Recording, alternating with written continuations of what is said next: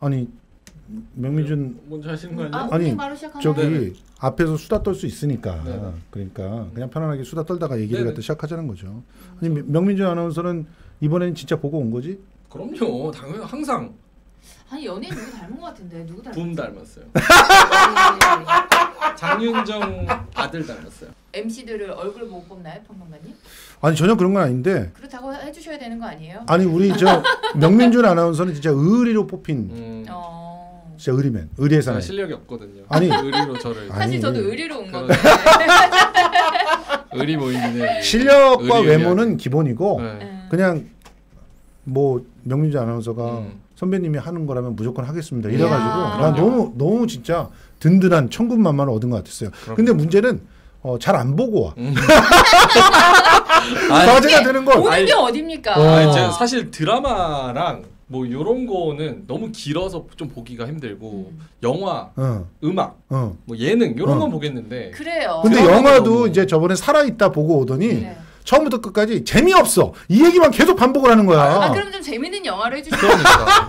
아니 재미없는 걸 주고 잘못하셨네요. 재미없는 걸 주고 나한테 뭐 재미를 강요를 하면 그래요. 이게 드라마 이렇게 네. 넷플릭스 이런 거 안 보는 사람들은 네. 힘들어요. 저도 원래 안 보는데 네. 보건 교사 아는 얘기 보고 오라고 어떻게 그렇죠. 하셔갖고 네. 어저께 12시에 녹음이 끝났는데 와 벼락치기 한다고 지금 죽을 맛입니다. 예. 2배속해서 보면 돼요. 2배속하면 대사가 안 들리는데 대충 내용은 아니까. 장면만 대충 TV 예요. 보고 뭐 어. 짐작했는데 다음부터는 짧고 재밌는 영화로 부탁드릴게요. 네. 사장님. 그 우리 알겠습니다. 오동진 평론가님 네. 소개 좀 해주세요. 저는 이제 초면이라서 선배님이 또 소개를 해주셔야지 될 것 같습니다. 살 날이 얼마 남지 않은 사람은 몰라도 돼요. 아니 형님 향후 한 5년 정도 네. 이제 성장하실 거잖아요. 네. 두 분이서. 그 사이에 저는 무덤 들어가 있으니까. 아 근데 엄청 젊어 보이시는데. 그러니까요. 나이 60이에요. 오 진짜요? 저는 30대 후반이신 줄 알았어요. 환갑을 갖다가 이렇게 우울하게 인증하시는 분은 또 처음 봤는데 아. 자 오동진 아까 뭐 평론가님이요. 뭐. 슬쩍 얘기하는 거 보니까 뭐 90년생이에요. 네. 80몇 년생이에요. 내가 학번이 82학번이라 이렇게 또 이걸 어떻게 해야 되지? 내 속으로 생각하고 있어요. 우리 저 파격수다 시즌 2 첫 회 방송을 네. 정말 어떻게 보면 축하 앞에 다 보여 너. 일부러 출연하려고. 아니 출연할 거면 이렇게 와서 출연하세요. 또 편집하겠지 뭐. 다시 예. 축하 어쩌고 해요. 아니 우리 파격수다 시즌 2 첫 방송을 축하로 오신 특별 게스트. 특별 그러니까, 게스트. 아 저희 고정 멤버가 아니신 그렇죠. 거예요? 항상 아. 바뀌는. 아. 곧 죽을 사람을 고정으로 쓰지는 않아요. 참 파격적이라고 생각했어요. 파격적이라기보다 만용이다. 나를 나오라고 하는 거 보면 아. 진짜 대단하다. 얼마나 사람이 없나 아니면 땜빵인가. 둘 다예요. 처음 제가 그렇게 많이 쓰였거든요. 그렇게 생각하고 있어요. 그래서 처음이니까. 근데, 네. 저렇게 말씀하시는 분들이 특별한 게 되게 제일 오래 사시더라고요. 그렇죠. 네, 그래서 오래 사실 거예요. 아니, 죽어야지. 내 나이쯤 죽어야지. 되면 항상. 내 나이쯤 되면 이것도 진심이란 걸 알게 될 거예요. 꼭 그렇지는 않아요. 네, 한 아무튼 20년 뒤에도 저는 뭐 우리나라의 최고의 영화 평론가이고 그리고 특히 이제 영화제를 우리나라에 가장 많이 만든 분이세요. 그렇기 때문에 진짜 그 파격수다 시즌 2는 어떻게 보면 이분의 마지막 기운을 뺏어서 장수해야 되겠다. 와. 파격수다 시즌 1은 우리가 사실은 좀 어설프게 시작해서 좀 대충 마무리한 부분이 좀 있어가지고 내가 그 얘기를 계속 반복하고 있긴 한데 요즘 사실은 올 1월에 아카데미에서 봉준호가 네. 상을 타고 나서 봉준호한테 문자를 보냈어요. 봉 감독 고맙다. 그동안 무덤 속에 있었는데 네. 네가 나를 꺼내줬다. 왜냐하면 그 친구가 아카데미에서 수상할 때 그때 생방송을 포함해서 13개를 했어요. 방송을. 하루 이틀 동안에. 그래서 전성기 때 이제 11개 할 때. 그렇죠. 요즘은 이제 한 땜빵으로 하거나 이래서 이제 방송 거의 안 하잖아요. 네. 그래서 방송에 잘린 거죠 사실은. 그러니까 아니 형이랑 나랑 비슷하게 좀 뭔가 좀 센 그런 발언들을 SNS나 이런 데서 좀 하면 안 써요. 잘. 아니야. 그냥 그건 아니요. 늙어서 안 쓰는 거예요. 당신도 한 2, 3년 있으면 무덤이야. 얼마 남지 않았다. 근데 어쨌든 그래서 무덤에서 나왔는데 네. 그래서 그럼 다시 좀 방송하게 될까 이랬더니 코로나가 터지네. 그래서 다시 내가 내 손으로 잡으러 다시 파고 다시 들어갔어요. 오늘 다시 이것 때문에 힘들게 마치 그 타란티노의 킬빌의 우마 서머니 무덤을 파헤치고 나오듯이 그렇게 나왔습니다. 그거는 아시는 모양이다. 어떤 걸요? 그 우마 서머니 무덤 나올 때. 무덤 나온 거 모르고 킬빌은 알죠. 킬빌은 알죠. 킬빌에서 그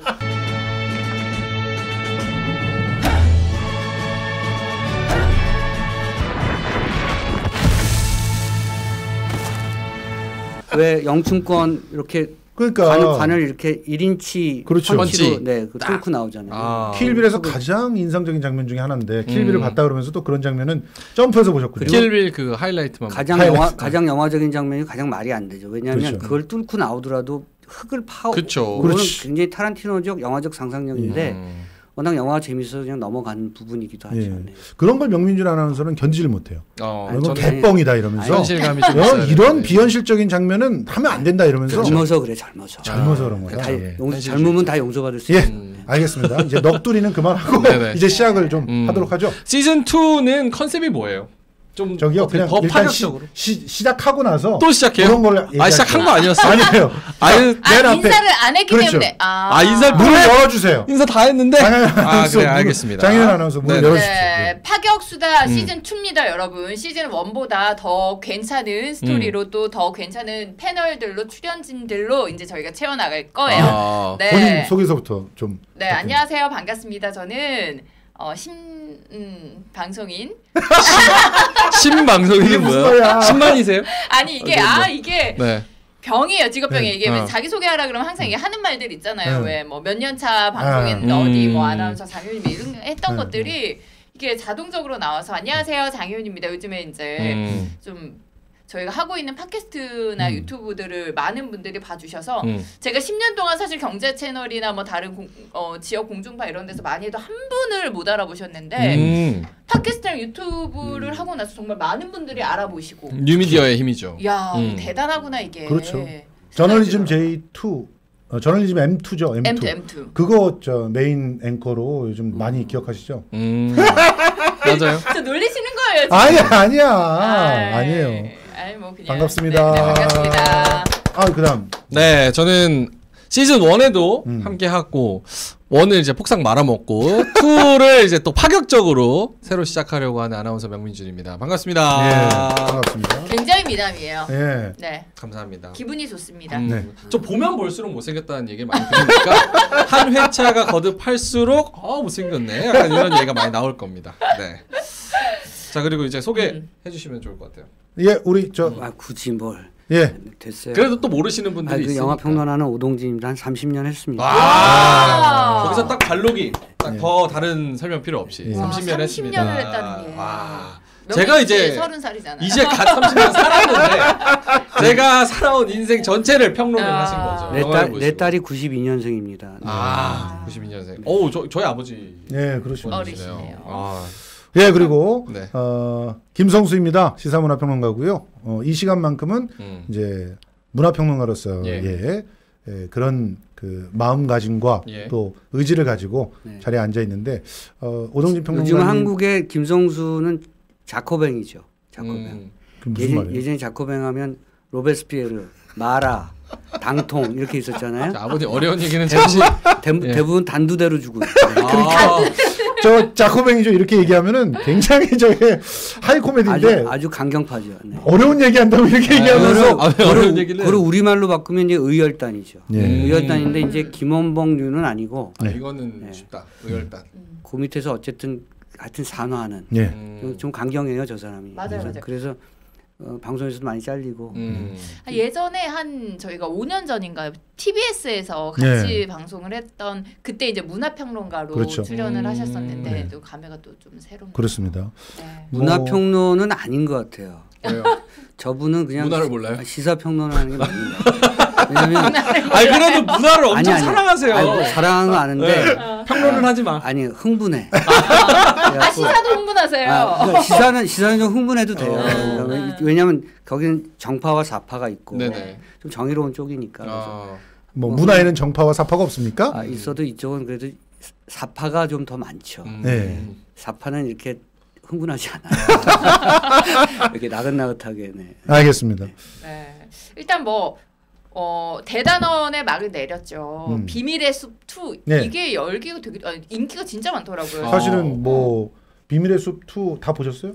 거의 다. 네, 거의 다 봤어요. 아 조승우 씨가 연기를 너무 잘해서 제가 또 조승우 씨 팬이어가지고 예. 봤는데 사실 비밀의 숲 1보다는 저는 개인적으로 감흥이 좀 덜했는데 뭐 하이라이트만 보니까 그렇지. 아니야 그래도 이렇게 보다가 좀 못 참고 하이라이트를 봤는데 2는 좀 인기가 없었죠 사실. 아니요. 네. 2요? 그래도 시청률로는 1만 못했죠. 시청률로는 역시 9.6% 네, 거의 10%에 가까운 TVN에서 끝났기 9.4% 때문에 넷플릭스가 버렸다 그러던데. 예? 아, TVN이었지 TVN. 네. 네. 와, 넷플릭스에서도 지금 비밀의 숲 2가 네.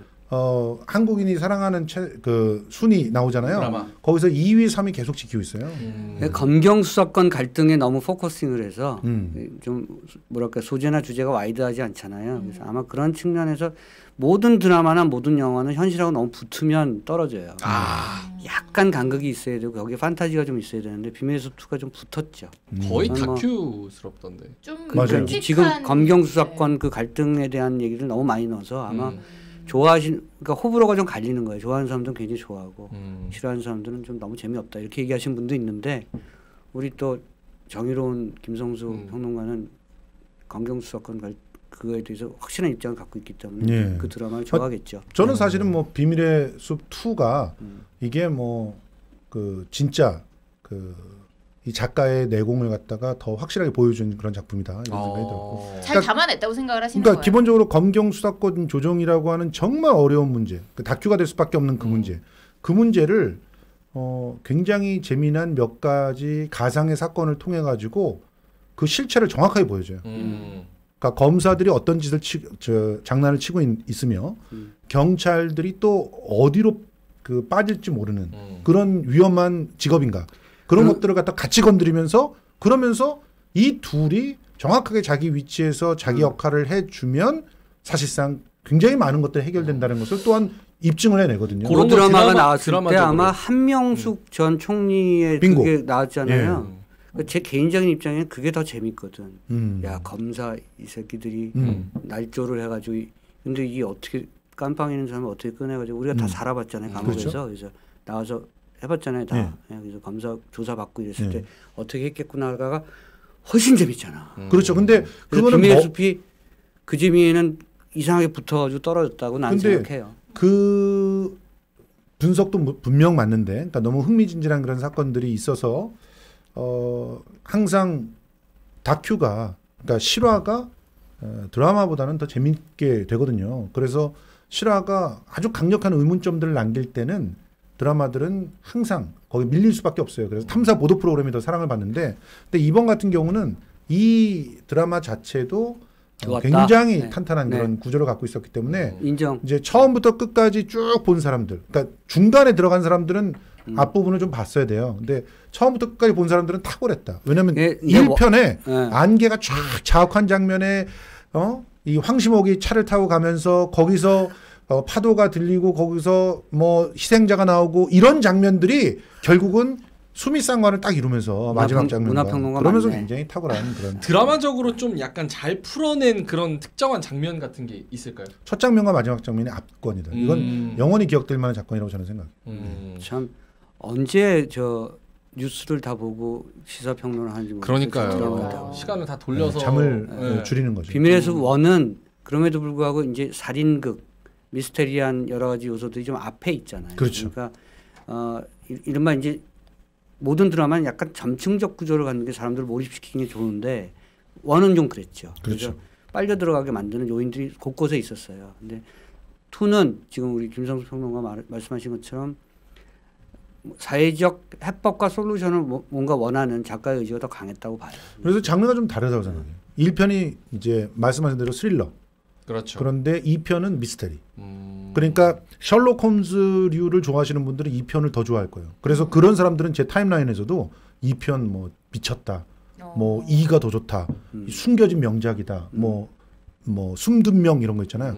이제 그런 형태로 보고 있고, 그리고 1은 그러니까 장르적인 특성을 굉장히 잘 살려서 장르적 그 표현과 그리고 또 그 묵직한 메시지가 골고루 잘 살아있다 이렇게 표현했는데 흥미진진하게 막 누구든지 다 볼 수 있는 그런 형태도 괜찮지만 예.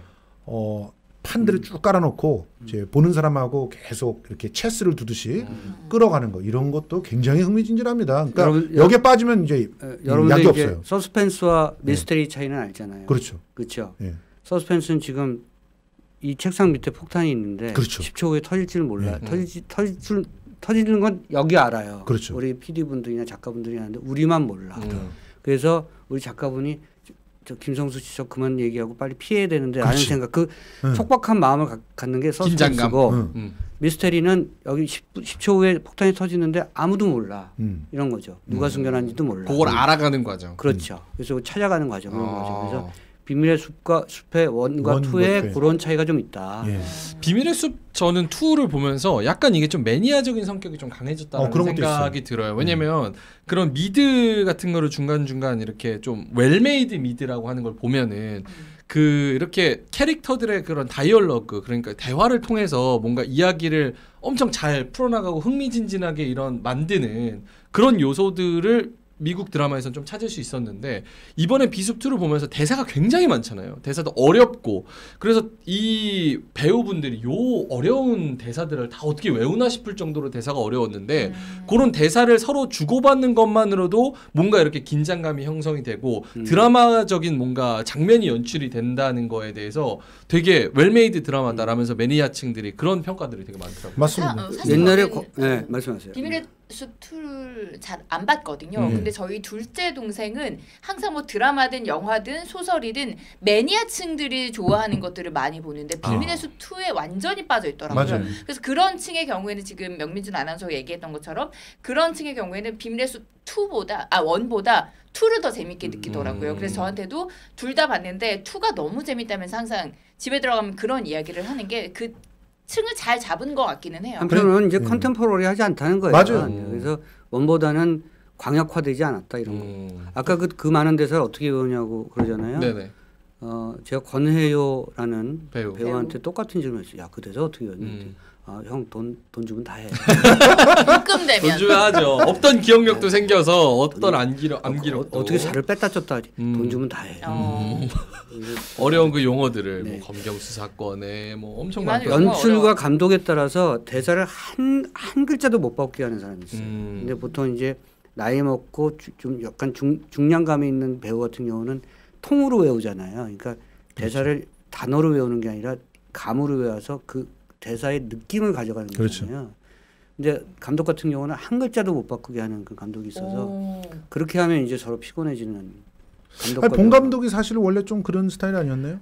글자를 하나도 못 바꾸게 하는 감독은 홍상수예요. 홍상수가 써서 그냥 그 쪽지 대사 주잖아요. 그러니까 한 글자도 못 바꾸게 하고. 그것도 뭐 이틀 전, 3일 전 이럴 때 주잖아요. 아침에 주기도 해요. 아침에 주기도 하고. 그래놓고선 그걸 바꾸지 못하게. 근데 이제 홍상수는 직관적으로 이 대사의 그 뭐랄까 이 톤 앤 매너가 매우 중요하기 때문에 그 나름대로 이유는 있어요. 그리고 사실 대사의 일상성이 좀 강해서 사실은 뭐 글자를 바꿔서 못 외울 대사는 아니라고 생각합니다. 다만 홍상수 영화에도 예전에 김승우 씨가 나왔던 해변의 여인이라는 영화가 있었는데 거기서 혼자서 독백을 치는 뭐 설명하는 게 있어요. 너와 나의 관계가 어떻지 않니? 그려가면서 얘기하는 게 있는데 거의 원씬 원테이크로 대사가 거의 한 5분 분량이에요. 그래서 김승우한테 제가 넌 정말 대단한 배우라는 걸 내가 새삼 알았다. 진짜 다 외웠거든. 그거를. 그런 이렇게 나이 먹은 사람은 이렇게 삼천포를 잘 빠지니까 다시 잘 컨트롤해주세요. 이거는 어떻게 생각하세요? 저는 비밀의 숲 2를 되게 높이 평가하는 면이 왜요?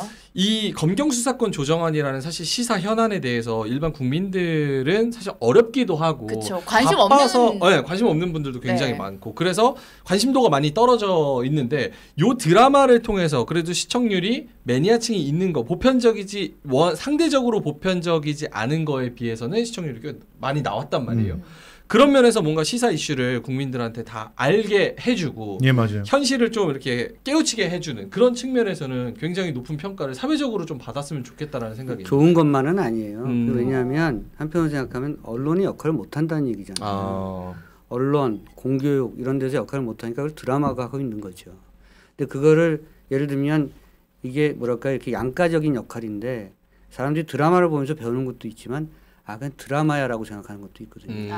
현실이 아니라고 생각하는 것도 있거든요. 그러니까 혁명적인 내용을 담은 영화를 볼 때 네. 사람들이 혁명적 기운을 느끼지만 한편은 순치되기도 해요. 영화가 대신 해주니까 드라마가 대신 검경 수사권 갈등을 해결해 주는 것 같으니까. 그래서 이 현실적인 것들에 대한 여러 가지 깨우침과 인식을 넓혀주는데 굉장히 중요한 역할을 하지만 한편으로는 또 단점도 현실과 다른 비현실적인 세계야라고 치부할 수도 있는 거죠. 그 옛날에는 그랬는데 사실 영화도 내부자들 같은 영화가 나오면서 재벌, 뭐 언론 그리고 뭐 여러 가지 뭐 정치 같이 결탁해가지고 뭔가 음모를 꾸미는 게 영화를 딱 봤을 때는 아 어떻게 저게 말이 돼? 저건 영화일 뿐이야라고 하다가 실제로 일어나는 일들을 보면 진짜 영화보다 더한 일들이 많이 일어나잖아요. 그러니까 지금 말씀하신 분의 반은 동의하면서 또 동의하실 수 없는 부분이 있는 게 뭐냐면 언론이 자기 구실을 못하는 게 사실이에요. 그러니까 뉴스 같은 경우 시청률이 형편없잖아요. 네.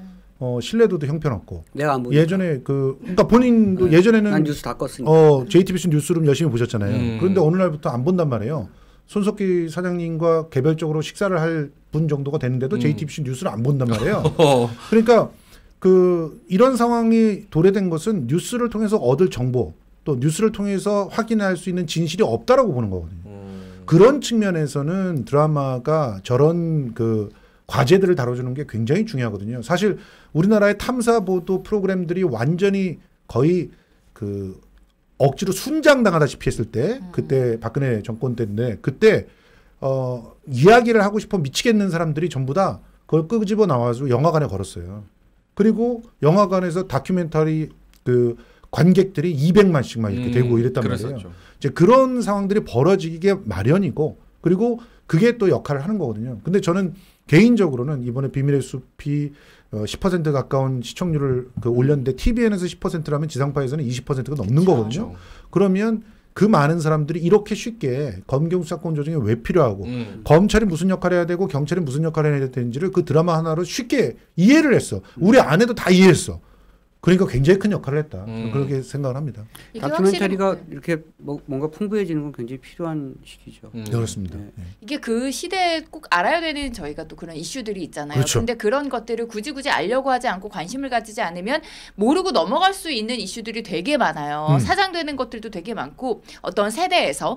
근데 이 20대, 30대에서도 사실 관심 없는 분들은 아예 모르고 넘어갈 수 있는 이슈들을 영화나 드라마에서 던져주는 건 저 되게 좋다고 생각을 맞습니다. 하거든요. 저희 둘째 동생 같은 경우에도 검경 수사권에 대해서 사실 관심이 없어요. 근데 그런 세대들에서도 아 이렇구나 하고 알고 넘어가는 것들 그러면서 좀 던져주면서 뭔가 이슈화가 되는 게 또 중요하다고 생각하고 좀 이슈는 다르지만 예를 들어서 5.18 사건의 영화들이 한번 개봉이 되면 그때 확 젊은 세대들도 관심을 가지게 되잖아요. 그래서 이렇게 던져주는 것만으로도 큰 의미가 있지 않았나. 다만 이제 그 늙은 나 같은 사람의 입장으로는 젊은 분들이 아니 인생 60부터 시작이라는데 왜 자꾸 늙었다고 그러세요? 하는 말이야. 하는 말이야? 진짜 만수무강하시는 제가 볼 거예요. 인생 60은 끝이고 하는 말이야. 다만 내 걱정하는 건 지나치게 드라마적 솔루션을 가질까봐 우려하는 거예요. 그렇죠. 현실은 또 그렇지 않으니까. 선배님, 그걸 잘 구별하면 된다. 네. 인생이 아직도 남아있다는 것을 맛보게 해드릴게요. 네. 제가 최근에 응급실을 자주 다녔잖아요. 네. 네. 후배들이 네. 최 이런 걸 보내. 인삼 뭐. 근데 그거 안 드세요? 아니면 아버님 제가 너무 많아. 아버님 찍어주세요. 스티커를 못 떼셔가지고 스티커를 못 떼서 보고만 있었어. 이렇게 달달달 돌리셔가지고. 야 이거 선물용으로 진짜 좋겠네요. 너무 좋죠. 이게 포장도 되게 고급스럽고 그렇죠. 브라운, 골드 이 컬러가 그냥 딱 되게 고급 컬러의 조합이잖아요. 게다가 맛도 있는데 물건 잘 파시네. 맛있죠? 맛있죠? GS 홈쇼핑에서 나온 줄 알았는데 물건 잘 파시네요. 우리 장효연 아나운서를 부캐입니다, 캐스팅한 부캐. 이유가 네. 부캐예요. 네. 예, 지금 사실은 쇼호스트라고 해서 네네. 거의 진짜 어떤 물건이든 자기가 그냥 완판이요. 느끼면 진짜 그 찐 감동이 그대로 나와버려요. 자, 어떠세요 맛이? 괜찮지? 이 반응 이런 리액션 좀 해봐. 아니 내가 열심히 하네. 건강해지는 맛이야. 김용민이 이런 걸 하는 거 보고 네. 내가 진짜 나가서 이런 짓 하지 말아야지. 내가 먹고 맛있게 드셔주세요. 그동안 김용민 씨 이렇게 먹으면서 방송하는 건 내가 약간 좀 흉봤거든. 네. 맛있죠, 근데. 맛있네. 예. 네.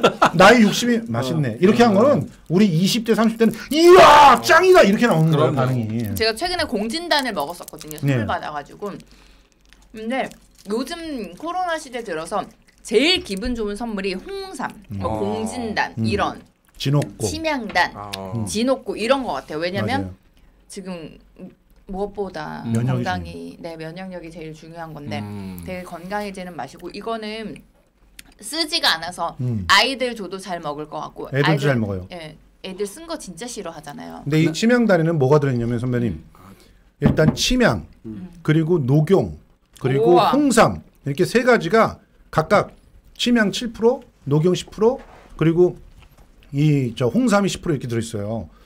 그러니까 그냥 보약이라고 할 수 있는 성분 세 가지가 다 한꺼번에 들어가 있는 데다가 벌꿀, 뭐 복령, 지황, 뭐 구기자, 산수유 이런 것까지 같이 들어가 있어서 솔직히 말해서 진짜 옛날엔 보약으로 그렇죠. 이렇게 진상하던 그런 제품이라고 보시면 돼요. 어머니가 항상 끓여서 이렇게 탕약 이렇게 짜듯이 그걸 이제 요새 이렇게 많이 나오죠. 액기스로. 네. 이 진옥고는 저 동의보감에 있는 경옥고라고 하는 약 네, 있잖아요. 네, 네.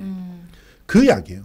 근데 이거를 경옥고라고 해가지고 만들어서 팔면은 이제 약으로만 팔아야 돼요. 근데 거기서 성분을 조금만 다르게 하면서 실제로는 이렇게 건강식품으로 팔고 있는 건데. 내가 건강해지면 정말 좋은 거지. 그럼요. 그렇죠. 네. 거의 허리가 꼿꼿해지고 있어요. 꼿꼿해지셨어요.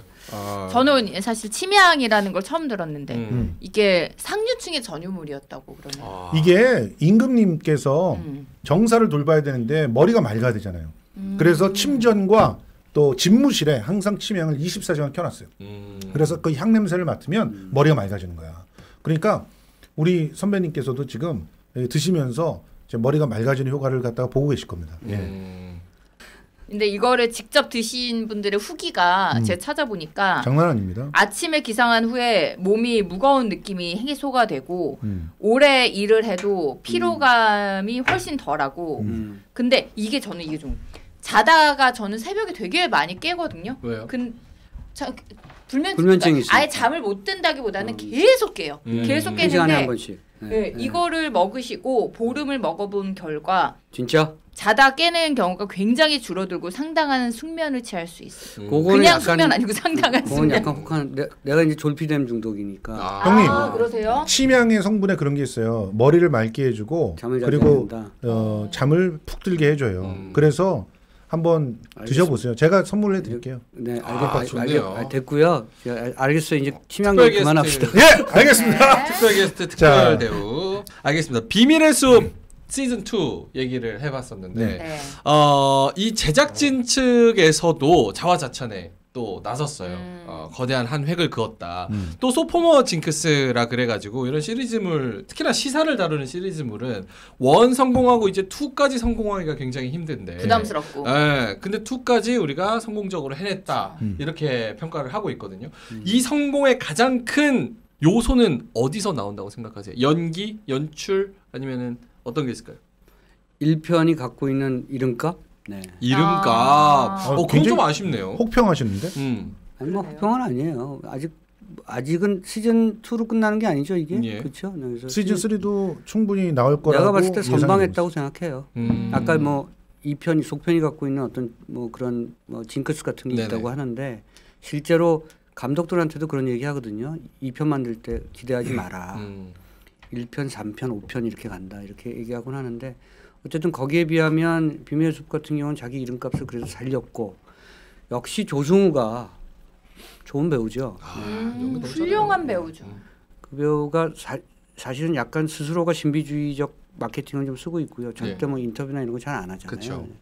연기를 출중하게 잘하고 캐릭터라이징을 정말 잘하고 그리고 뭐랄까 이렇게 보는 사람들로 하여금 자기 동화를 일으키게 만드는 배우예요. 그래서 그런 측면도 연기자가 굉장히 큰 몫을 했다고 생각하고 또 하나는 이제 현실과 줄타기를 잘했다고 보고요. 좋아하는 분들의 판단에 따르면 검경수사권 갈등 문제라든가 검찰 내부의 문제라든가 지금 우리 사회 내부의 부패 문제라든가 이런 것들에 대해서 굉장히 아주 경계를 잘 갈라냈다 이렇게 생각하고 그런 측면들이 아마 종합적으로 이 드라마의 기본적인 어떤 관심들을 모으게 한 게 아닌가. 저는 사실은 아까도 말씀드렸지만 1편보다는 약간 좀 떨어진다 이렇게 봤죠. 저는 솔직히 이제 그 2편을 통해 가지고 작가는 원래 저 비밀의 숲 1편이 이 작가의 데뷔작이라고 저는 알고 있거든요. 그러니까 1편까지만 해도 원히트 원더로 끝날 그런 작가가 아니냐 이런 식의 의구심이 있었을 텐데 있었죠. 그것을 사실은 너무나 신경을 쓰면은 2편이 폭망이 될 가능성이 높거든요. 근데 저는 나름대로 신경을 쓰면서도 1편보다 더욱더 이렇게 그 메시지를 강하게 집어넣으면서 보다 그 문제를 본격화시키면서 그러니까 검사와 경찰이라고 하는 두 사람을 주인공으로 놓으면서 그 안에서부터 벌어질 수 있는 서로 상호 의존성과 또 상호 배타성 이것을 좀 더 다각화시켜서 이야기를 풀어나가면서도 이만큼 성공했다는 것은 이거는 이제는 인정할 수밖에 없는 상황으로 만들어놨다 이렇게 작가 보고 공부를 많이 했어요. 사실. 그리고 두 번째로 이 비밀의 숲 2는 저는 조승우의 힘은 아니었다고 보거든요. 그래요? 조승우를 얘기하셨는데 저는 오히려 여배우 3인방 그 배두나, 전혜진, 윤세아가 만들어낸 성공이라고 생각을 하는데 솔직히 배두나는 이번 회차에 들어와서 자기 캐릭터가 더 확고해졌어요. 그러니까 비밀의 숲 1은 솔직히 캐릭터가 약간 모호한 부분이 남아 있었는데 비밀의 숲 2에 와서 완전히 야 저런 한여진이 우리들 주변에 얼마나 있을까?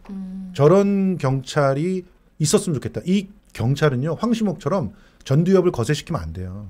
왜냐하면 검사는 직접 대민 업무를 하는 사람이 아니에요. 그렇잖아요. 근데 경찰은 직접 사람을 만나야 된다고 현장에서. 그러니까 감정이 메말라 있거나 거세돼 있으면 안 된단 말이에요. 사람들에게 상처를 주기 마련이라고. 한여진은 함께 울고 웃으면서 현장에서 살아 있어요. 이건 그러니까 김성수가 이것도 공부를 많이 했구나. 이제 이런 부분들을 배두나가 보여준다는 거, 배두나였기 때문에 보여줬다는 거, 이런 점들이 굉장히 탁월하게 평가받아야 되고 그리고 반대로 얘기하는 사람도 있어요. 예, 물론 그렇게 얘기하시는 분들도 있겠죠. 근데 전혜진, 윤세아, 특히 윤세아는 거의 빌런 역이거든요. 빌런인데 그리고 대기업 그 재벌 총수인데 근데 불쌍해. 어떻게 만들었냐? 이건 개인적 매력으로 만들어낸 거거든요. 그러니까 이런 부분들을 제대로 수행해내지 않았더라면 이건 분명히 단선적으로 보였을 거고 그리고 작가가 원하는 그런 그 우리 사회의 구도라고 하는 것을 제대로 보여주기 어려웠을 것이다. 그런 측면에서 이 비밀의 숲 2는 작가와 그다음에 특히 여배우들이 캐리했다. 저는 그렇게 생각합니다. 그러면 뭐 흠잡을 게 없네요. 그러면 내가 이 드라마를 보기 전에 나왔던 작품 중에 워처라는 작품. 워처 또 넷플릭스. OCN 아마 스튜디오 드래곤 작품인데 제가 최근 본 작품 중에서 가장 뛰어났었어요. 그 이야기의 구조가. 그 한석규가 갖고 있는 그 이중적 그런 어떤 역할도 굉장히 좋았고 한국 드라마에서 보기 드문 작품이 나왔다라고 생각했었던 작품이 워처인데 이상하게 뭐랄까 엄청 주목을 받지는 못했던 것 같더라고요. 워처가. 제가 최근 본 작품 중에서 거의 매회를 따라가면서 봤던 작품이 워처입니다. 그래서 워처가 갖고 있는 그 함량이 있어서 비밀의 숲을 약간 그거보다 좀 떨어지게 봤을 수도 있어요. 이게 좀 상대적인 것이라. 기대치가 좀 높아서. 상대적인 제가 못 본 드라마를 들고 나오시면서 저렇게 까시니까 야 요거 굉장히 그러니까 상대적일 수 있다. 그렇죠. 알겠습니다. 취향도 있고. 배두나나 여성분들의 연기에 대해서는 어떻게 생각하세요? 안 봤다 그랬죠? 죄송합니다. 저는 사실 약간 이 배두나 씨 연기가 너무 뭐랄까요? 좋은데 이게 몇 회 동안 계속 지속되니까 약간 같은 느낌을 너무 계속 획일적으로 받는다는 그런 느낌을 좀 받았거든요. 그래서 저는 좀 약간 그래서 전혜진 씨도 전형성이 강했다 이런 이른바 티피컬했다 이런 비판을 하는 사람들도 있죠. 내가 그렇게 한다는 건 아니지만 그런 측면에서는 그 배우가 가지고 있었던 기존의 연기 패턴들이 그대로 뭐 이어졌다 이렇게 판단하는 분들도 있어서 그러면 그런데 김성수 씨는 이제 그 여배우 3명을 이렇게 뭐랄까 이렇게 토탈리 본 거라 좀 다른 느낌으로 본 거예요. 그러니까 그렇게 보는 게 맞죠, 사실은. 그 하모니를 보는 게 맞죠. 네. 근데 어찌됐든 저는 이걸 보지 않았지만 그래도 대작이라고 성공적이라고 선방했다고 이렇게 대작까지는 아니지만 선방했다고 평가하는 분들의 이제 후기들을 보면 뭐 연출뿐만 아니라 연기 다 어우러졌기 때문에 이렇게 선방할 수 있었다라는 게 비밀의 숲이었고 한국의 드라마가 이 정도까지 왔다는 건 그건 대단한 거죠. 이제는 좀 본격적으로 얘기를 해봐야죠. 사실 오늘 지금 뭐 왜 비밀의 숲을 이렇게 오랫동안 얘기한 거야? 안혜경이 메인 아니었습니까? 그렇습니다. 아니 비밀의 숲 엄청 좋아하시니까. 잠깐만. 보건교사 아는영이 오늘의 주된 네. 메인 디너인데 앞에 에피타이저가 너무 긴 거 아니었습니까? 그래서 제가 끼어들 수 너 지금 보건교사 아는영은 제대로 안 봤지? 그걸 제대로 봤어요. 제가 비숲보다. 예, 알겠습니다. 네, 예. 4.16 진실버스를 통해 전국에서 피해자와 시민이 함께 외치는 요구가 결정적인 힘이 될 수밖에 없습니다. 반드시 국가범죄로부터 안전한 사회를 이룰 수 있도록 끝까지 저희들과 함께 해주시기를 부탁드립니다. 간절히 부탁드립니다. 감사합니다. 21대 국회는 박근혜 전 대통령과 청와대 주요 요직의 기록물 공개를 결의하라. 다 그렇게 구명조끼를 학생들은 입었다고 하는데 그렇게 발견하기가 힘듭니까 지금요? 한나라의 국가수반이 평일 대낮에 304명의 국민이 죽어가는 7시간 동안 도대체 무엇을 했기에 그것을 국민에게 제대로 공개하지 못하는 걸까요? 침몰하는 세월호에 갇혀있는 긴박한 상황에서 박근혜 전 대통령의 이 엉뚱한 질문은 세월호 참사 7시간 동안 대통령의 행적에 대해 의문을 제기하게 된 단초를 제공했습니다. 세월호 참사 그때부터 지금까지 박근혜 정부의 은폐와 왜곡, 방해로 진상규명은 첫 단추부터 잘못 깨어졌습니다. 박근혜 전 대통령 파면 직후 황교안 전 국무총리는 대통령 기록물을 최대 30년간 감춰버렸습니다. 박근혜 정부는 모든 국가 권력을 총동원해 4.16 세월호 참사의 진상규명을 감추거나 왜곡했습니다. 뿐만 아니라 670만 명 국민이 참여해 만든 1기 세월호 특조위의 진상규명 조사 활동을 방해하며 강제 해산시켰습니다. 세월호 참사, 그때부터 박근혜 파면까지 모든 자료와 목록은 공개되어야 합니다. 세월호 참사의 진실과 국민으로부터 심판받은 정의를 위해 박근혜와 청와대 요직의 기록물은 철저한 조사와 수사 대상입니다. 대통령 기록물 공개를 위해 21대 국회의원 3분의 2가 결의해야 할 절실한 이유입니다. 4.16 세월호 참사는 여전히 밝혀야 할 진실, 처벌해야 할 자들이 많습니다. 세월호의 무리한 추락부터 침몰 원인, 구조 방기, 진실 은폐와 왜곡, 진상규명 방해 등 어떤 것도 명쾌하게 해명되지 않았습니다. 숱한 의혹을 받고 있는 군과 국정원 등 주요 권력기관은 이미 증거를 인멸했거나 증거를 감추고 있습니다. 사회적 참사 특별조사위원회는 세월호 참사 진상규명을 위한 특별법 제정에 동참했던 670만 국민들의 바람에 뿌리를 둔 독립조사기구입니다. 박근혜 정부의 기록물, 새로운 진상규명 증거와 대상의 성역 없는 조사와 수사를 위해 사회적 참사 특별조사위원회는 꼭 필요하며 사회적 참사 특별법 개정이 필요합니다. 첫째, 사회적 참사 특조위 활동기간은 1년 더하기 추가 1년 연장, 그리고 보고서와 제도 마련 기간 6개월. 둘째, 박근혜 정부가 진상규명 조사를 방해했던 기간과 조사 중인 기간은 공소시효 중단. 셋째, 세월호와 가습기 2개의 대형 참사로 조사기구가 확대된 만큼 조사 인력 30명 증원. 넷째, 조사 불응 또는 비협조적인 권력기구를 조사 또는 수사할 수 있는 사법경찰권 부여. 다섯째, 조사 자료를 피해자와 후속 연구자가 쉽게 접근할 수 있도록 제한 완화. 21대 국회는 4.16 세월호 참사의 성역 없는 진상규명에 행동으로 응답하라. 촛불 국민이 밀어준 21대 국회가 막을 열었습니다. 21대 국회는 촛불 국민이 부여한 소임을 충실히 수행해야 합니다. 21대 국회가 반드시 해야 할 소임의 첫 자리는 단연 4.16 세월호 참사의 성역 없는 진상규명입니다. 지금 세월호 참사 피해자 가족들은 지난 10월 6일부터 20일 동안 4.16 진실버스를 타고 전국 28개 도시를 순회하며 절박한 심정으로 국회 10만 국민동의청원 참여를 호소하고 있습니다. 사회적 참사 특별법 개정, 4.16 세월호 참사 박근혜 전 대통령 기록물 공개 결의, 2개의 법안, 2번의 국회 국민동의청원에 함께하면 세월호 참사의 성역 없는 진상규명에 한 걸음 더 다가갈 수 있습니다. 많은 참여를 부탁드립니다. 10만 청원이 시급합니다. 진정한 국민의 힘, 시민의 힘을 보여주십시오. 간절히 부탁드립니다.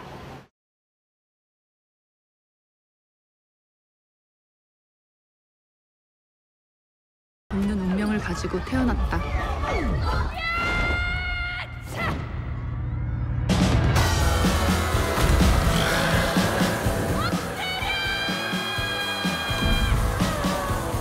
보험교사 아는요. 네, 일단 평론가님이 먼저 좀 발제를 해주시면 좋을 것 같아요. 제가 이 드라마를 보면서 제 나름대로는 굉장히 주목할 만하다고 생각이 돼가지고 이 책도 봤어요. 정세랑. 아 근데 소설 자체가 진짜 재밌더라고요. 소설을 많이 바꿨죠. 드라마가. 아니에요. 그 많이 바꿨다라고 하는 표현이 분위기를 적절하지 않아요. 분위기를 그러니까, 바꿨지. 맞아요. 그러니까 어떤 느낌이냐면 소설은 큐트한데 드라마는 키치적이야. 그렇게 볼 수 있죠. 내가 맞지? 아니야? 글쎄요. 저는 또 그렇게만 또 볼 수 있는 건 아니라고 생각이 들어요. 긍정적으로 보시더라고요. 예. 드라마 자체가. 아니 소설은 사실 내가 읽은 소설은 아니에요. 저건 사실은 읽으셨어요? 약간 할리퀸이에요.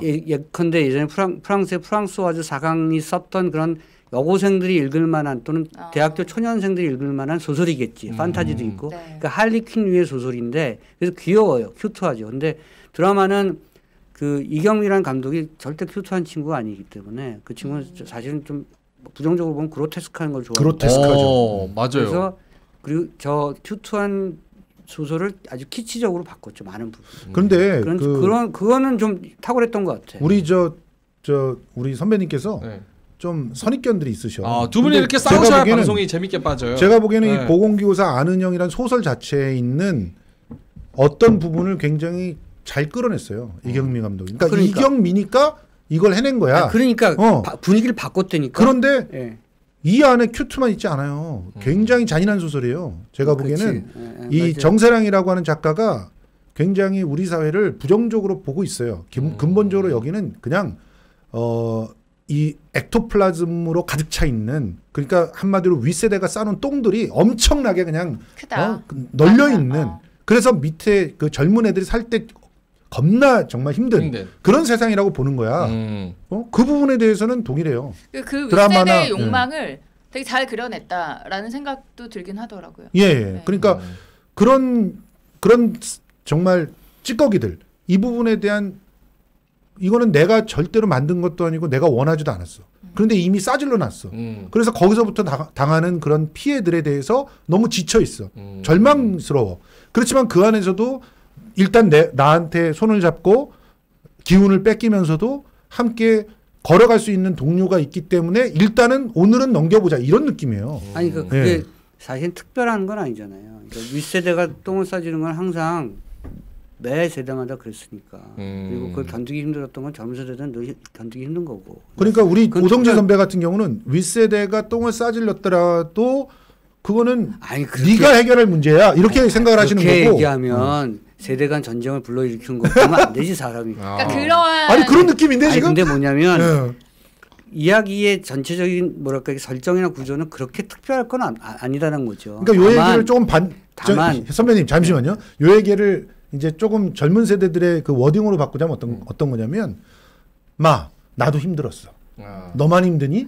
나 때는 야, 나 때는 독재 정권이랑 싸웠어. 이런 얘기를 하고 있는 거야 지금. 내가 지금 그런 얘기 한 게 아니야, 그러니까 내가 더 힘들었어 이거는 아니지만 그런 힘듦과 문제는 어느 시대나 있는 거다. 정세랑은 92년생인 내 딸이 열심히 읽었고 내가 그걸 훔쳐봤는데 어쨌든 세대적 접합이 좋은 책이에요. 그래서 그건 나쁘다고 생각하지 않아요. 심지어 내가 나이를 먹은 내가 헝거 게임 같은 제니퍼 로렌스가 나왔던 헝거 게임 같은 경우를 보면 어린아이들이 예를 들어서 그런 뭐 판타지한 독재적인 어떤 그런 커뮤니티에서 뭔가 이뤄내는 그걸 뚫고 나가는 어떤 그런 저항군이 돼서 뚫고 나가는 쾌감을 느끼죠. 젊은 친구들이 봤을 때 그 뭐랄까 이렇게 젊은이다운 어떤 그런 혁명적 기운 같은 거 같잖아요. 그럼요. 그런데 보편적으로 나도 느끼거든. 그럼 이 시대의 혁명가니까. 마찬가지예요. 이 소설도 그렇긴 한데 접합점은 접착제는 그쪽이 더 많이 붙어 있는 건 사실이어서 내가 굳이 봐야 될 책도 많은데 저걸 일부러 보진 않을 거 아니에요. 그냥 보면서도 내가 이거 대단한 걸작이라고 보기보다는 재밌네. 귀엽네, 젊은이답네 이런 거지. 그러니까 저게 이제 선입견이라. 요거를 일단 모르시는 분들이 있기 때문에 내용 줄거리를 좀 말씀을 해주시면 좋을 것 같아요. 뭐 워낙 또 보셨다고 하니까 네. 이게 왜냐면 넷플릭스 처음 나오면서도 네. 되게 관심을 많이 받았고 저는 이거 개봉하기 뭐 딱 시작하기 전부터 예고편만 한 30번을 봤어요. 이게 네. KBS부터 시작된 기획이에요. KBS로 갔다가 까여서 배용준 까이진 않았고 이게 시간이 걸리니까 네. 키스트로 갔다가 넷플릭스로 간 거죠. 그러니까 뭔가 이렇게 뭐랄까 시간이 좀 걸렸던 거고 그 과정에서 과정 자체에서 화제가 많이 됐던 이게 이거 드라마를 만드는 줄거리 어떻게 가능합니까? 그러니까 정말 간단하게 간단해요. 얘기를 하자면 그 안인영 씨 눈에 젤리가 보입니다. 근데 그 젤리가 그 사람에게 붙으면 귀신이 보이기도 하고요. 그 귀신이랑 싸울 수 있는 능력도 있고 그러니까 예를 들어서 제가 명민주 씨를 보면 명민주 씨의 감정이 또 젤리로 보이기도 해요. 근데 그거를 근데 퇴치하려고 하는 과정에서 이제 일어나는 근데 이분이 학교로 들어갑니다. 그러니까 그 학교 내에서 젤리를 퇴치하고 그런 이야기인데 테마죠, 테마. 네네. 테마죠. 이기도 한데 근데 결국에 저는 처음에 이거를 1화를 보고 이거 무슨 이거 병맛 아니야? 라고 생각했어요. 근데 보다 보니까 이제 최종회까지 보다 보니까 이게 결국에 귀신이 모여 있는 그런 터에 어떤 여기 나오는 선생님이 한 분 계시거든요. 그 선생님의 아버지가 학교를 짓습니다. 네. 이게 본인의 할아버지. 그 할아버지가 학교를 짓는데 그게 그렇게 이제 귀신들의 기가 있는 곳에 학교를 지어서 결국에는 좀 사리사욕 나라를 위한 거였죠. 그런데 자신의 욕망을 채우기 위해서 학교를 세웁니다. 그러면서 밝혀지는 뭐 그 뒤 배우 이런 이야기도 나오는데 보면서 이게 처음에는 이거 무슨 이런 드라마를 왜 만들었지? 웬 젤리지?라고 생각했는데 나중에 보면 어찌됐든 아까 말씀하신 윗세대가 쌓아놓은 똥 이런 그런 내용들을 품고 있는 그거를 이제 예를 들면 보건교사 아는 형식으로 푸는데 요즘에 젊은 세대들의 입맛에 맞게 뭐랄까 재밌고 자극적이고 발칙하고 자극적이에요 진짜 이렇게 푸는 거죠. 근데 사실은 이게 한 1996년 7년 8년에 나왔던 그 안성기 씨 주연의 퇴마록 같은 박광춘 감독이 만들었던 퇴마록 같은 작품들은 이제 정통으로 그런 오컬트 무비를 만들었고요. 최근에 만들어진 작품 같은 경우가 곡성 같은 작품이 그렇겠죠. 이걸 정면으로 바라보는 그런 기성세대의 어떤 시각이 있어요. 귀신의 문제. 우리 사회에 이상하게 음산하게 퍼져 있는 그 죽음의 아우라 같은 얘기를. 근데 이거를 기성세대의 어떤 그 발상과 시선으로 푸는 것이 아니라 젊은 게임에 익숙한 뭔가 창조적 캐릭터에 익숙한 젊은 세대에 맞게끔 푼 거죠. 그러니까 이경미가 워낙 앙팡 테리블이잖아요. 그렇죠. 발칙하잖아. 그래서 어쨌든 저항적 뭔가의 아이콘들을 많이 접한 인물들이고 접한 그런 감독이고 그래서 새로운 세대의 새로운 솔루션들을 제시한 것이 맞습니다. 원작이라고 판단했을 거예요. 그러니까 지금 우리 시대 때는 우리 사회에서 그 이미 전 세대들이 싸질러 놓은 수많은 그런 문제들 때문에 이후 세대들이 고통받는다라고 하는 그런 이야기를 어떻게 풀어냈냐면 여고괴담 같이 풀어냈단 말이에요. 그 여고괴담은 사실 그 당시에 그 이제 학교라고 하는 공간을 선택해서 이 교육만큼 보수적이고 전근대적인 그런 그 시스템이 없어요. 지금도 여전히 그런 상황이잖아요. 그런 시스템 속에서 그 새로운 세대들을 괴롭히고 이데올로기적으로 그렇게 주입하고 하는 것들을 그거를 깨야지만 진정한 민주주의나 개성의 시대가 만들어진다라고 하는 것을 여고 괴담이라고 하는 괴담의 형식에 담아냈단 말이에요. 근데 괴담의 형식에 담아내면서 어떻게 풀어냈냐면 정말 그 비극적이고 또 정말 뭐 민족의 고유의 뭐 정서라고 하는 한에 입각해서 뭐 이렇게 그야말로 클리셰죠. 아니, 제가 어렵게 얘기하는데 그 과거의 영화나 드라마는 어쨌든 줄거리가 있어야 되는 거예요. 네. 그러니까 이 지금 파격 수다잖아요. 예컨대 보건교사 아는 형은 그 전통적인 드라마의 트로기가 없는 거예요. 없어도 돼. 왜 그 젊은 세대들은 꼭 예를 들면 꼭 남자가 여자를 사귀어야 돼. 뭐 남자가 남자를 사귀면 안 돼. 뭐 이런 것들을 익숙한 어떤 코드인 것처럼 나도 그렇지만 어쨌든 꼭 드라마의 줄거리가 기승전결로 구조가 있어야 된다고 생각하지 않아요. 앞에 갑자기 얘기가 다 펼쳐지고 뒤가 뭐 흐려져도 상관없다고 생각하는 거거든요. 그러니까 과거의 여고괴담이나 이런 것들은 딱 정해진 틀의 이야기가 있어야 돼. 학교랑 그러니까 공포라고 하는 것은 나 아닌 타자에 대한 공포니까 내가 제일 익숙한 아버지, 엄마 뭐 예를 들어서 영화에서 제일 무서운 대사가 엄마가 내가 아직 엄마로 보이니 이런 거잖아요. 그러니까 내가 제일 익숙한 사람과 익숙한 공간이 공포의 타자로 보였을 때가 그게 무서운 거니까 학교라는 공간이 나에게는 어렸을 때 가장 익숙한 공간이었는데 거기가 귀신이 나온다는 거잖아요. 근데 귀신을 표현하는 방법도 굉장히 고전적이고 있어야 되는 거지. 클리셰고. 기승전결이 있어야 되고 그 자연이 있어야 되고 비하인드 스토리가 있어야 되고 그걸 꼭 보여줘야 되는 거잖아. 근데 지금 이런 보건교사 아는 형 스타일은 얘가 왜 그런 이유로 무슨 원인으로 이건 다 필요하지 않다. 필요 없어. 사실 필요하지 않아요. 사실 생각해 보면 제작자 입장이나 평론가 입장에서 보면 굳이 저거를 다 넣어줘야 돼라고 얘기할 때가 많기 때문에 그런 것들 잘 거두절미하고 간 거예요. 그게 지금의 세대하고 잘 맞는 건데 어떤 측면에서는 변환기니까 드라마적 작법도 전환기니까 그것이 맞는 사람이 있고 이미 넘어간 사람은 아직 거길 못 넘어간 사람은 보면서 아는 형이 낯선 거지. 이 드라마 자체가 공포인 거지. 어떻게 보셨어요, 장한 아나운서님? 저는 그러니까 약간 우리 시대랑은 확실히 다른 드라마. 우리 시대라니까 왜냐면 나이 엄청 많아 보이는데 뭘 우리 시대예요? 그러니까 약간 누나니까. 저는 누나니까. 네네.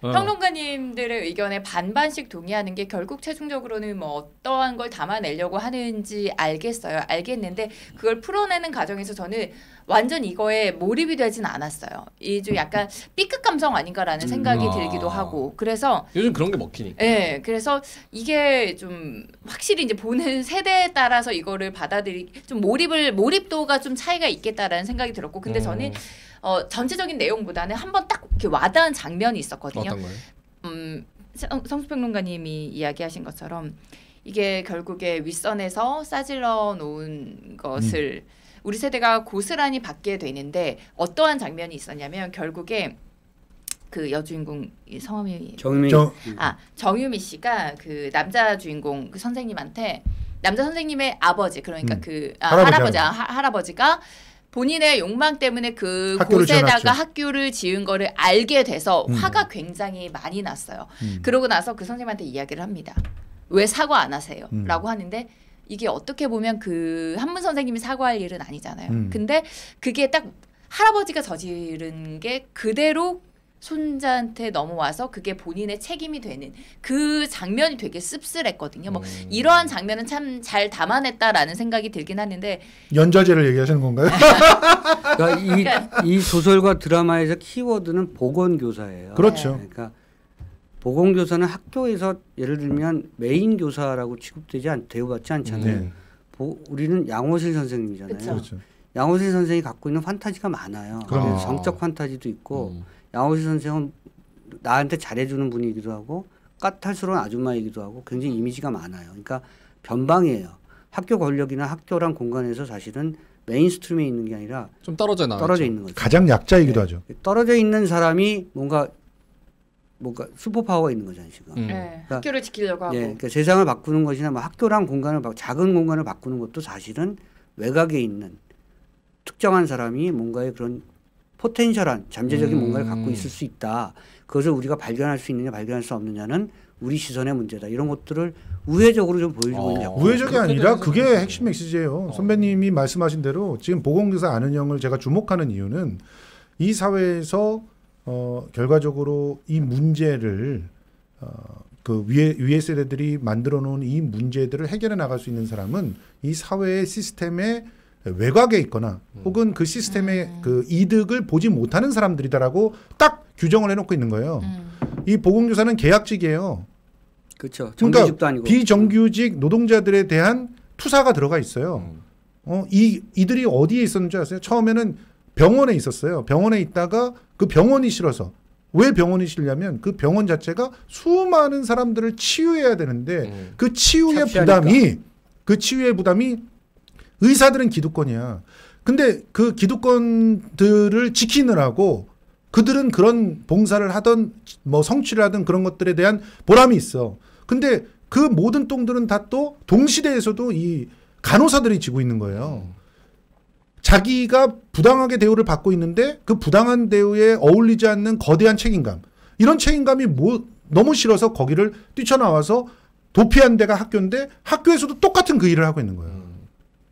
이런 설정이 저는 너무 좋았어요. 그러니까 정세랑이라고 하는 작가를 아주 깊이 있게 들여다보고 이 사람의 작품에 대해서 분석해 본 적이 별로 없었는데 이 작품을 딱 받으면서 저는 그리고 또 나름대로 이경미 감독이 이 작품의 일부분을 우리 선배님이 말씀한 대로 훼손한 부분들도 있다고 보거든요. 그런 측면에서 좀 분석할 만한 작가가 있구나. 웹소설 작가라고 그냥 폄하시키기에는 이 친구가 그렇죠. 바라보고 네네. 있는 굉장히 중요한 또 나의 편견이 부분이 있구나. 인사이트가 있다. 그리고 조금만 더 말씀드리면 이 보건교사 안은영이 근데 손을 잡고 있는 사람이 누구냐면 이전 세대가 할아버지 세대였는데 이 할아버지 세대의 그 어떤 그 사람의 욕망이었던 어떤 할아버지 세대의 각성이었던 이건 아직 모르겠어요. 네. 제가 유보해 놓은 건 이 할아버지가 실제로는 그 사악한 것들을 누르기 위해서 본인의 가계가 희생을 해서 예를 들어 독립운동가들이라면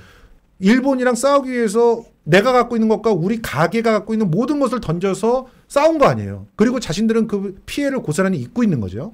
근데 아직까지는 뭐 좀 모호하게 보이긴 합니다만 이 손자가 오토바이 사고로 인해서 그냥 그냥 장애인이 돼 있는 거예요. 이 사회에서 장애인이기 때문에 오히려 부모들이 갖고 있는 일종의 재산이라고 할 수 있는 사학의 어떤 것들을 누린다고 해도 별 문제가 없는 것이고 이 친구가 이렇게 사회적 소수가 됨으로써 부모들이 가지고 있는 그런 욕망의 그 덩어리가 되지 않은 그래서 욕망으로부터 자유스러워져 있는 존재가 돼 있는 거예요. 이 존재와 손을 잡는 거예요. 그러니까 보수적이면서 한문교사야 또. 그러니까 굉장히 보수적이야. 보수적인데 권력에서는 멀어져 있는 사람. 그런 존재와 연대를 해가지고 문제를 해결해 나가는 거예요. 이런 설정이 굉장히 상징적이라고 생각을 했거든요. 기성세대가 갖고 있는 이제 이데올로기적인 어떤 뭐랄까요 간격 또는 벽 이런 것들을 좀 융합시킨 거죠. 그러니까 뭐 예컨대 뭐 그런 뭐 예컨대 그런 거잖아요. 뭐 사회적으로는 진보인데 낙태는 반대한다. 그렇죠. 뭐 그럴 수 있는 거잖아요. 그러니까 그런 측면들을 젊은 세대에 맞게끔 융합을 해냈고 이경미 감독이 사실은 박찬욱 키드잖아요. 그렇죠. 박찬욱이 키운 감독이다 이런 표현하면 이경미 감독이 좀 싫어할 수도 있겠으나 어쨌든 박찬욱스러움을 많이 갖고 있는 감독이고 미스 홍당무도 그랬고 비밀은 없다 해서 이제 약간 개별 선언과 독립 선언을 하려고 했었으나 어쨌든 거기도 많이 그런 게 들어가 있거든요. 그러니까 아까 말씀하신 것처럼 영화가 갖고 있는 드라마가 갖고 있는 B급 정서를 가장 잘 표현해낼 수 있는 몇 안 되는 감독 중에 한 명이어서 거기서 주는 이질감이 분명히 있어요. 그게 이질감이 좋을 수도 있고 어떤 사람들에겐 그 이질감 때문에 이 드라마가 좋지 않을 수도 있어요. 맞아요. 그래서 이게 굉장히 호불호가 엇갈리고 그럼에도 불구하고 넷플릭스가 만들어낸 작품으로서 일정 정도의 변곡점을 새롭게 만들었다는 것에 대해서는 저도 동의해요. 그런 측면에서는. 그러니까 저 드라마는 넷플릭스가 아니었으면은 KBS에서 죽어도 까려도 못 만들죠. 그렇죠. 절대 못 만들죠. KBS를 거쳐서 그다음에 키스트에 갔다가 여기 왔다는 거는 그 면면, 그 회사들의 면면을 보면 알아요. 아니 뭐 그리고 KBS라는 공적인 어떤 그렇죠. 수많은 단계가 있는 단계로 올라가면 그 중간에 끼어들어갖고 지 나름대로 최고라고 하는 새끼들이 전부 다 뭐 한마디씩 할 텐데 배나라 감나라. 그거 KBS 드라마는 아니죠. 그거는 할 수가 없는 거고 키스트 같은 경우도 아직까지도 아니야 키스트가 많이 개발했어요. 예. 이게 아직까지도 이런 부분을 주주 아니시죠? 그리고 또 저기 뭐야 그 감독이 기성 미디어가 컨트롤할 수 있는 감독이 아니에요. 그러니까 넷플릭스는 사실은 오리지널 작품 같은 경우는 거의 맡기잖아요. 넷플릭스의 가장 큰 장점이 연출에 거의 뭐랄까 이렇게 간섭을 안 하는 규제가 없는 그런 그 스테이션으로 유명하기 때문에 아마 그런 측면에서 잘 맞았을 거예요. 저는 그런 자율성이 너무 좋았어요. 그러니까 사실은 저는 이거 보건교사 안은영 보면서 딱 첫 회 보면서 역시 넷플릭스가 넷플릭스했다. 약간 이런 생각이 들었거든요. 이건 나도 그런 생각했었어. 기성 언론들이 절대 만들 수 없는 드라마예요. 맞아. 연출이나 느낌이나 그리고 많은 분들이 이걸 처음에 주목했던 이유가 진짜 B급 감성, 좀 진짜 이상한 그런 B급 감성이 예고편의 30초에서도 녹아 있었기 때문에 많은 사람들이 주목을 했거든요. 예. 칼로 퇴치하고. 네, 칼로 장난감 칼로 퇴치하고 장난감 총으로 무슨 젤리를 쏴서 죽이고 노래가 너무 진짜 예전에 발칙하게. 박찬욱의 사이보그지만 괜찮아요. 사이보그 괜찮아. 사이보그지만 괜찮아 같은 느낌이 좀 있잖아요. 그런 맞아요. 그래서 그런 그러니까 B무비 정서를 많이 갖고 있는 감독이기 때문에 가능했고 그것이 말씀하신 것처럼 넷플릭스 같은 새로운 어떤 융합형 미디어이기 때문에 그것을 받아줄 수 있었다는 거죠. 그리고 CG를 어떻게 이렇게 열심히 썼는지 그 진짜 너무 예쁘고 그 아름답고 CG 때문에 얼마나 돈을 썼는지. 그렇죠. 네. 얼마나 진짜 돈을 썼겠어요. 또 넷플릭스이기 때문에 돈을 썼겠죠. 가능하다.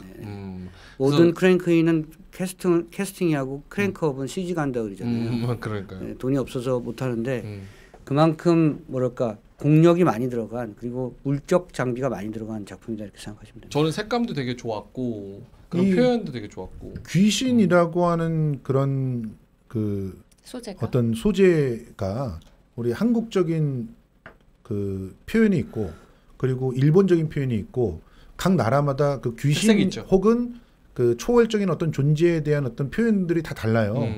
그런데 지금 이 젤리로 표현되는 그 오음 같은 거 표현하는 거 보세요. 그런 걸 보면 이 사람의 창의력은 좀 좋게 말하면 글로벌한 거고 한국적인 전통에서는 상당히 완전 벗어나 있어요. 네. 그래서 이 부분도 굉장히 의미심장하게 저는 봤거든요. 그 젤은 저 극장 영화 들어가기 전에 그 광고할 때 365 성형외과라고 이렇게 MC 365 살에 붙어 있는 네. 젤리 같은 거 살덩이 그런 상상력부터 시작됐는데 뭐 그렇게 그러니까 MC 365에서 시작됐다. 365 MC에서 전혀 새로운 게 아니다. 저는 정세랑 씨와 저는 정세랑이라고 하는 작가와 이경미의 합작품이라고 생각하는데 정세랑이라고 하는 사람 자체가 귀신에 대한 새로운 규정을 해요. 그래서 살아있는 사람들도 어떤 감정의 찌꺼기나 소화되지 않는 어떤 것들이 젤리처럼 남아있다는 거죠. 그래서 이런 것들이 뭉쳐서 오히려 어떤 거대한 기운이 되면 사람들에게 영향을 끼치게 된다는 설정을 한 거예요. 이런 발상의 전환 자체가 상상력이 되게 좋은 거죠. 발상의 전환 자체가 귀신을 이야기하는 색다른 그런 어떤 그 방식을 하나 만든 거예요. 그러니까 욕망이다라고 저 드라마에는 설명에 대해서 저는 다 설명되지 않았다고 보는 게 소설을 보면은 그게 정확하게 알 수 있는데 이 사람이 그러니까 욕망이 과하게 되면 그 과한 욕망의 찌꺼기들이 어딘가에 붙어 있거나 남아 있게 된다는 거죠. 근데 그런 것들이 자체적으로 계속 결합을 하게 된다거나 뭐 분화가 된다거나 이렇게 되면은 영향을 끼칠 수 있는 어떤 존재로 커진다는 거예요. 그러니까 그런 개념으로 봤을 때는 실제로는 귀신을 물리학적으로 좀 더 접근해 들어가려고 하는 그런 건 어때요? 기라는 생각도 드는데 그러니까 나쁜 기운 같은 게 또 어디 비슷한 거야. 비슷한 거. 그러니까 조금 더 과학적으로 혹은 젊은 친구들이 이제 그런 어떤 초자연적이고 뭐 초월적인 것들에 대한 상상들이 좀 발칙하잖아요. 그런데 고전적인 그런 방식들을 받아들일 수가 없거든. 과학적으로 너무 많은 교양이 쌓여 있는 상태에서는 그런 거를 납득할 수가 없는 거야. 근데 그거를 어떻게 보면 그 나름대로 납득해서 설명해주는 어떤 방식도 제시를 했다. 근데 저는 이게 굉장히 또 중요하다고 생각하는 게 이런 식의 제시들이 설득이 되면 다른 문화권들도 굉장히 많이 설득이 될 수 있을 거라고 보는데 설득이 되면 오히려 일종의 세계적인 표준을 갖다 또 만들 수도 있을 것 같아요. 그런 측면에서 굉장히 그게 이런 드라마 같은 경우는 사회적 시그널이 맞아야 돼요. 예. 사실은 맞아요. 보건고에서 아는 양이 지금 예를 들어 폭발적인 어떤 관심을 모으는 것은 사회적 시그널이 한국에서 사실 안 좋다는 얘기라고 난 해석해요. 왜냐하면 이게 광의의 오컬트 무비고 그렇죠. 테마 무비고 우리 주변에 사실 설명할 수 없는 것들이 많다는 거잖아요. 개인사가 됐든 우리 뭐 집단의 사회가 됐든 어쨌든 설명할 수 없는 것들을 뭔가 초월적인 누군가 또는 초능력적인 누군가가 그것을 해결해 준다는 거잖아요.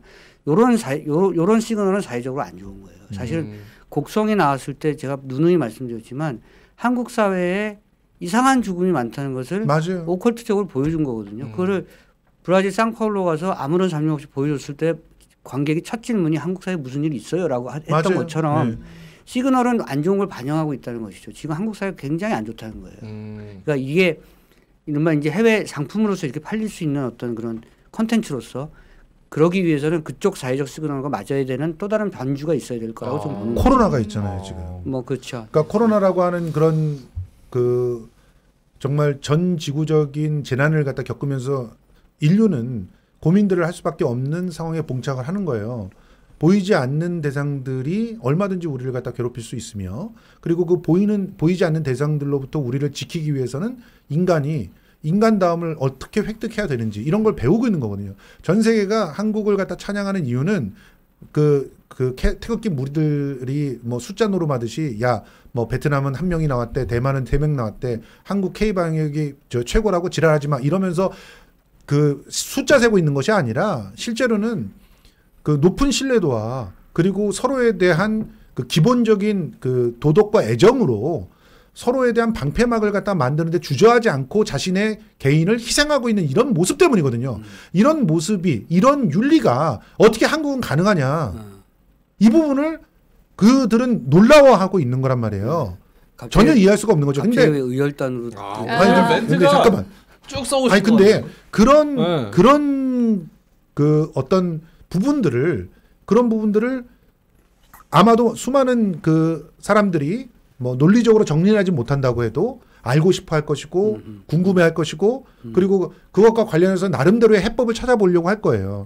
정서적인 해법이든 뭐 어떤 해법이든 그럴 때 보건고사 안인형에서 그 표현하고 있는 그런 새로운 도전들 그런 도전들은 굉장히 많은 모티브를 이후의 세대의 작가들과 제작자들한테 줄 수 있다고 저는 생각하는 거죠. 내가 여기에 출연한다고 넷플릭스에 얘기했어요. 예. 사실은 뭐라고 얘기했냐면 일정이 있어서 출연할까 말까 생각 중이야. 보건교사 아는 형 가지고 얘기하자. 그런데 그랬더니 꼭 출연하셔야죠. 예. 내가 무슨 얘기할지 모르고. 예. 근데 그들에게 들려드리겠습니다. 뭘요? 예. 김성수 씨는 넷플릭스에서 이제 굉장히 귀하게 쓸. 곧 넷플릭스에서 섭외가 오겠네요. 저 넷플릭스 공짜로만 보게 해주세요 좀. 진짜. 저도. 1년 치면 돼요. 네. 1년치 갖고 되겠어? 한 10년치는 봐야지. 아이디 나눠 쓰기 너무 10년은 어려워. 10년은 살겠다는. 근데 저는 보면서 이제 그런 의미에서 우리 김성수 평론가님이 말씀하신 그런 의미에서 이게 가지고 있는 의미들이 사실 되게 크잖아요. 네. 근데 그거를 조금 더 쉽게 풀었으면 어땠을까라는 아쉬움이 남는 저는 게 그 부분이 이경미 감독한테 굉장히 불만이 있어요. 그러니까 이 정세랑의 작품을 갖다 좀 보면 정세랑의 작품은 기본적으로 이들이 어떻게 이 힘을 갖게 됐는지는 몰라. 이들의 뿌리는 관심 없어. 굉장히 시니컬하면서도 쿨한 거죠. 그런데 한 에피소드 내에서의 결국은 갖고 있거든요. 에피소드 하나하나는 굉장히 친절하게 그래도 설명을 해줘요. 그런데 이경미 감독은 이걸 다 뒤섞어. 그러니까 그 불친절하다는 너무 불친절해. 많더라고요. 그러니까 그럴 필요 없다고 생각하는 그럼 겁니다. 그리고 또 이경미에 의해서 덧붙여진 것들이 꽤 있는데 꽤 있는 것들이 우리 한국 사회를 갖다 정말 더 잘 보여주려고 노력을 한 거는 이해를 하겠는데 심플하지가 않아. 놀라운 선택이에요. 예. 이경미를 선택한 거는. 왜냐하면 그 출중하지 않다는 뜻이 아니라 어디로 갈지 모르거든요. 과감하다. 네. 그래서 저런 그 작가주의형 감독은 제작자 입장에서라면 굉장히 고민할 수밖에 없어요. 예. 원한을 알고 있고 이게 어느 정도의 사이즈와 어느 정도의 규격으로 이렇게 가야 된다라고 하는 방향성도 알고 있는 사람에게는 이경미를 쓰는 게 안전할까 이런 생각을 할 수가 있거든요. 근데 굉장히 뭐랄까 용감한 선택을 한 거고. 그래서 저는 이 시즌 2가 꼭 나왔으면 좋겠는데 시즌 2가 이경미 감독에게 정말 지금보다 더한 무한대의 자유가 허락이 되면 역대 최고의 걸작이나 역대 최악의 망작이 나올 수 있는. 이경미 감독에게도 이거 보라고 얘기하겠습니다. 네, 그럼 죄송합니다, 감독님. 예. 지금까지 제가 좀 같이 도와드리면 어떨까요? 꼭 섭외해 주세요. 네. 지금까지의 평가는 어때요? 전반적으로 보건교사 아니요. 저처럼 칭찬하는 사람 거의 없어요. 그 못 봤어요? 충무로 이런 데 이렇게 시면 빌보드에 보건교사 아는 형 붙어 있어요. 네. 빌보드 판이 얼마나 큰 광고판인지 알죠? 그 광고판을 결정하기까지는 마케팅 부서에서 마지막으로 쓰는 거예요. 그게 지금 올라가고 있다는 것을 전형적으로 보여주세요. 예. 내가 그래서 그러니까 그걸 딱 보는 순간 보건교사 아는 형이 떴구나 이랬죠. 지금 평단에서는 저처럼 칭찬하는 사람이 사실 많지 않아요. 저렇게 우리 동진이 형님처럼 얘기하는 분들이 훨씬 더 많거든요. 내가 뭐라 그랬나요? 네. 이경미 감독의 남편이 예. 그 한국에 사는 외국인 평론가 예. 피어스 로난이죠. 예. 이름이 정확한가? 네. 그 친구하고도 또 내가 가깝기 때문에. 근데 외국 평론가들의 반응은 되게 좋은 것 같아요. 특히 그래요? 해외에서의 반응들도 되게 상당히 신선하다 이런 느낌이고 그래서 그 넷플릭스에서는 나름대로는 어느 정도 만족을 하고 있지 않나 생각이 거기 들어요. 지금 파티 한다니까 네. 지금 그래요? 광고 다 올리고 지금 파티하고 있는데 지금 김성수 씨가 초청을 못 받았는데 이제 요 방송 나가면 바로 초청을 바로 초청장 날라온다고요. 1년치 하고. 예, 저는 정유미 씨 그냥 이거는 그냥 저는 이제 작품으로만 딱 봤을 때 정유미 씨의 그런 캐릭터적인 스타일 그리고 뭐 연출의 그런 색감 그런 것들이 그리고 노래 전 노래 꼭 빼고 싶지 않거든요. 노래도 정말 잘 만들었어요. 노래가 진짜 엄청 노래가 전우치 OST 깜찍 발랄. 만드신 분이 만들었다고. 네. 그 이날치의 멤버 분이 음악 감독하셨다고 들었어요. 이날치가 요즘 또 엄청 뜨잖아요. 그래서 음악도 되게 엄청 특이하죠. 특이하고 되게 특색 있고. 그러니까 완벽하게 좋은지 안 좋은지 모르겠는데 이날치도 특이하잖아요. 특이하죠. 그러니까 아니 근데 세계인들은 굉장히 이날치를 좋아하고요. 좋아하죠. 4천만이. 나는 음악이 좋은지는 모르겠어, 솔직히 말하면. 그냥 뭐랄까 이렇게 유니크하죠. 유니크하죠. 친구들이 이제 NPR에 나왔을 때 처음 NPR에 그 타이니 레코드 뭐 그 거기에 나왔을 때 한국 밴드라고 전에 깜짝 놀랐으니까. 그러니까 한국이 갖고 있는 많은 외국 평론가들이 한국의 영화나 한국의 음악이나 뭐 한국의 뭐에 대해서 얘기할 때 항상 얘기하는 게 유니크니스예요. 니들 아니면 못 만들 것 같아 이래요. 맞아요. 박찬욱 영화는 박찬욱 아니고 스파이크를 만들면 이상해요. 다 스타일이 있으니까. 그러니까 왜냐면 리메이크를 했는데 그건 스타일의 문제가 아니라 똑같이 리메이크를 했는데 달라요. 다르죠. 그러니까 이제 그렇게 보고 있거든요. 굉장히 독창적인 뭔가가 있다 이렇게 보는 그러니까 거고. 한국이라고 하는 곳에서 특이하게 경험되거나 혹은 실험된 그래서 우리들한테는 굉장히 편안하고 익숙하다고 느껴지는 것이지만 다른 사람들이 보기엔 굉장히 독특한 그런 것들이 있어요. 우리도 가끔 편안하지 않은데 수용성은 좋죠. 그러니까 예를 들면 그 수용성은 훈련된 거죠. 어떤 면에서. 그렇죠. 그러니까 반도 사람으로서. 그런 측면에서 이제 이해해 줄 수 있는 건데 이경미 씨가 갖고 있는 이 작품도 그런 게 강한 거죠. 맞아요. 그러니까 이거를 이경미가 아니고 딴 사람이 만들었으면 이렇게 만들 수 있을까? 한국에서 만든 드라마가 아니면 이런 걸 만들 수 있을까라는 거죠. 이런 독창성이 아마 다른 외국의 그 젊은 친구들에게도 기본적으로 지금 많은 젊은 친구들이 세상을 바꾸고 싶어해요. 그럼요. 그게 뭐 기성세대가 믿거나 따지 전에 어쨌든 바꾸고 싶어 하는데 제일 중요한 건 자기식으로 바꾸고 싶어해요. 그렇죠. 자기식은 뭐냐면 또라이식으로 바꾸고 싶어 하는 거예요. 그러니까 약간 또라이가 좋아. 이날치처럼. 또는 이경미처럼 어디에 튈지 모르는 예측 언프레딕터블한 뭔가의 어떤 독창적인 뭔가를 좋아하는 거죠. 근데 굉장히 불만인가 봐요, 그게. 뭐가? 그런 또라이식인 방법이 굉장히 불만이신 것 같아요. 지금 얘기하시면서. 제가 그걸 못 가지고 있으니까. 그래서 나는 무덤으로 가야 되는 사람이에요. 그러니까 내가 10년만 젊고 내가 약간 그런 끼라도 있으면 어떻게 다시 한번 인생을 나한테 없으면 파괴하라. 그거 좋은 말이야. 그 90년생인데 똑똑하네. 키가 몇이요? 키요? 갑자기 키를 물어본다고요? IQ가 아니고요. 아니 요새 나는 내 딸 때문에 남자 키를 좀 봐요. 뭐 어떻게 사회감으로 생각하시는 키가 거예요? 얼마냐? 저 185. 네. 일단은 허들은 넘었네. 네. 여자친구 없어요. 기점이 180인가요? 왜냐면 이제 이거 내 딸이 이제 175인가 그래서. 와, 엄청 크시네요. 그래서 이제 약간은 그런 균형이 맞아야 될 것 같아서 남자 키를 좀 보죠 요새. 나는 10cm 정도 차이면 너무 좋은 아주 이뻐 보이는 그런 차이네. 기다리고 있습니다. 장인어른이 능력자야. 아무튼 저는 이제 나이 차이도 괜찮아. 딱 좋네요. 그러니까 보건교사 안인영을 보면서 어떤 면에서 이거다라는 생각이 들었던 점들이 좀 있어요. 어떤 면에서요? 그 가령 도깨비라든가 그다음에 지금 하고 있는 구미호전이라든가 이런 걸 보면서 느꼈던 갈증이 있어. 이 갈증 굉장히 좀 트렌디하게 표현하려고 노력은 했지만 여전히 이제 보수적인 어떤 틀거리 속에 갇혀 있는 사유, 원칙 이런 것들이 있거든요. 그러면 표현이 똑같아져. 아무리 거기에 색감을 더 입히고 뭘 어떻게 한다고 해도 똑같아. 아류인 거죠. 예. 그런데 안은영은 완전 새로워. 그렇죠. 완전 새로워. 그러니까 이 완전한 새로움인데 우리한테는 또 익숙함이 있는 새로움과 그 익숙함을 정말 잘 갖추고 있는 이런 식의 도전들이 세계에 가면 먹히거든요. 이제 2년치 구독으로 올랐습니다. 네. 근데 그게 할인권 보편적인 인기랑 특색이랑 같이 가져갈 수 양립할 수 없는 거 아니에요? 약간 보편적인 인기를 추구하기 위해서는 그쵸. 약간 특색을 좀 버려야 되고 좀 더 우리 유니크하게 90년생이니까 그거를 보편이 특수를 지배하고 특수가 보편을 지배하는 편집법적인 그런 얘기니까 이제 사실은 양립할 수 같이 갈 수 있죠. 그러니까 실제로는 틀을 깨야 되는데 틀을 깨는 방법들을 몰라서 지금 그런 거거든요. 도깨비나 구미호전이 상당히 매력적인 그래도 아주 쿨하고 트렌디한 그런 방식을 도입을 했지만 기본적으로 그 원형을 다루는 태도에 있어서는 엄숙성, 보수성을 갖고 있었어요. 그러다 보니까 틀을 완전히 깨지 못했거든. 그런데 이 보건구사 안윤영에서는 그 틀이 드디어 깨졌구나.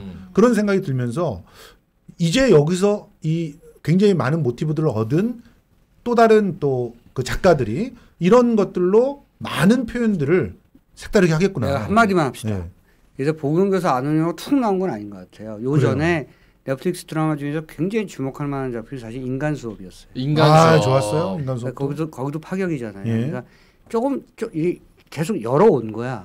그 전에 사실 킹덤도 그랬죠. 킹덤도 있었죠. 한국의 드라마가 어디서 감히 좀비를 정치적으로 묶어서 얘기하겠어요. 그 1, 2부 시즌 1, 2로 해서. 그러니까 어쨌든 넷플릭스를 포함해서 스튜디오 드래곤 뭐 등등등등 많은 창작자들이 계속 열어온 결과 지금 많이 확 열린 거예요. 그렇죠. 그렇게 보시면 좋을 것 같고 보건교사 안은영도 그래서 은덕이 많다.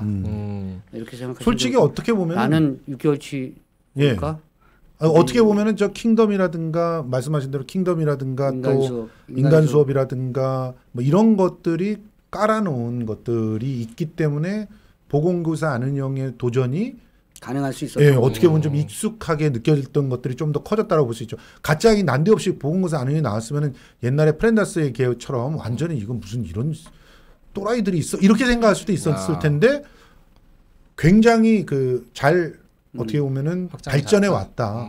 그리고 저는 참 놀라운 게 이런 발전들이 뭐 기생충에서도 진짜 그런 걸 느꼈지만 어느 순간 둘러보니 주변이 숲이었네. 이런 느낌이에요. 이전까지는 정말 왜 이렇게 한국의 드라마들이나 영화들이 갇혀 있나?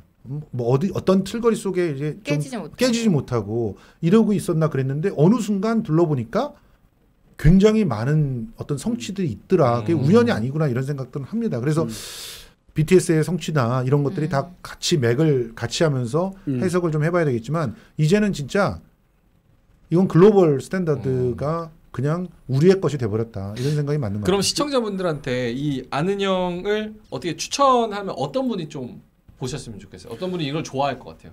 저는 일단은 그 새로운 걸 좋아하는 사람들 그리고 또 묵직한 메시지와 동시에 아주 발랄한 그런 재미들, 볼 재미들을 함께 좀 찾고 싶어하는 사람들이 오히려 이 드라마를 봤으면 좋겠다. 맞아요. 저도 할머니랑 같이 요거 안은영 봤는데 할머니는 주무시더라고요. 진짜 농담이 아니라 저거 무엇이냐 이러면서 바로 주무셨어요. 지금 조직에서 임금 피크 걸린 사람들이 있어요. 약 나이가 한 55세, 6세 뭐 이렇게 되는 사람, 54세? 네네. 임금 피크 걸려 있고 자기 아버지 살아계시는 아버지가 광화문 가끔 나가시려고 하는 용돈 주면 광화문 나가서 태극기 살고 있고 자기 친구들이 떼카톡을 보내는데 맨 문재인 욕하고 있고 이런 사람들이 봐야 돼. 그런 사람들이 봐서 세상이 바뀌고 있구나. 그 사람들은 근데 자칫 잘못하면은 완전히 세상과 담싸울 수도 있어요. 이게 뭐냐? 받아들일 수 없다. 굉장히 불쾌하면서. 아니 차라리 그런 사람들은 세상과 담싸는 것도 괜찮아. 안 나오거나 바뀌어서 나오거나 이렇게. 나오지 말아라. 나오지 말거나 나오려면 바뀌어서 나오거나. 우리 장인어른 치명단 좋아하시네. 이게 세상이 바뀌는 걸 모르는 사람이 있어요. 세상이 이렇게 바뀌었네. 이런 거잖아요. 요새 예를 들어서 제 식탁 위에 갑자기 AI가 등장하면 그리고 내가 자고 있는데 갑자기 딸아이가 밥 먹으면서 대화를 하는 것 같았지. 제가 왜 저러나 그랬더니 AI한테 뉴스 켜달라 뭐 켜달라 이런 거 하는 거잖아요. 그게 영국 드라마 이어즈 앤 이어즈에서 나오는 거잖아요. 다. 세상이 바뀌고 있어요. 근데 그걸 미처 따라가지 못하는 사람들이 약간 그래도 뭐랄까 이렇게 약간 맛은 아는 사람이 있어. 이게 나이가 60 넘어가면 모르는데 50에서 한 55세 사이는 약간은 알아요. 이런 사람들을 간을 보게 하는데 이 드라마가 좋아. 이 드라마 보여줬는데 야 그 발랄하대 뭐 맹랑하대 이런 반응 나오면 괜찮아. 그 사람은 나와도 돼요. 근데 무슨 그런 이러면 그 사람은 방에 가둬놔. 근데 이 부분에 대해서 동의할 수밖에 없는 게 BTS도 저 정도 분들이 보면 미치거든요. 그래서 그 맛을 딱 들리잖아. 그럼 BTS만 끼고 살아요. 아 그래요? 자기가 새로워졌다고 어떻게 보면 그 선의의 착각을 또 하기도 하는 거지. 그리고 새로운 세상에 적응한다고 생각하는 거지. 근데 그렇게 세상이 바뀌었다라고 하는 걸 확연하게 이제 구분지어주는 그런 상징들이 있는데 그 중에 하나가 될 법하다. 보건교사 아니면. 그리고 뭐 BTS의 음악들 다 같은 맥락이다. 이렇게 생각이 들어요. 세상은 확실히 바뀌고 있기 때문에 기술적으로든 물리적으로든 뭐 정신적으로 굉장히 바뀌고 있어서 그런 트렌드를 가끔 따라가 주는 건 참 좋아요. 근데 이 얘기도 꼭 하고 싶었거든요. 이 보건원사 아는 형을 가능하게 했던 건 플랫폼이다 저는 생각이 들어요. 그럼 맞아요.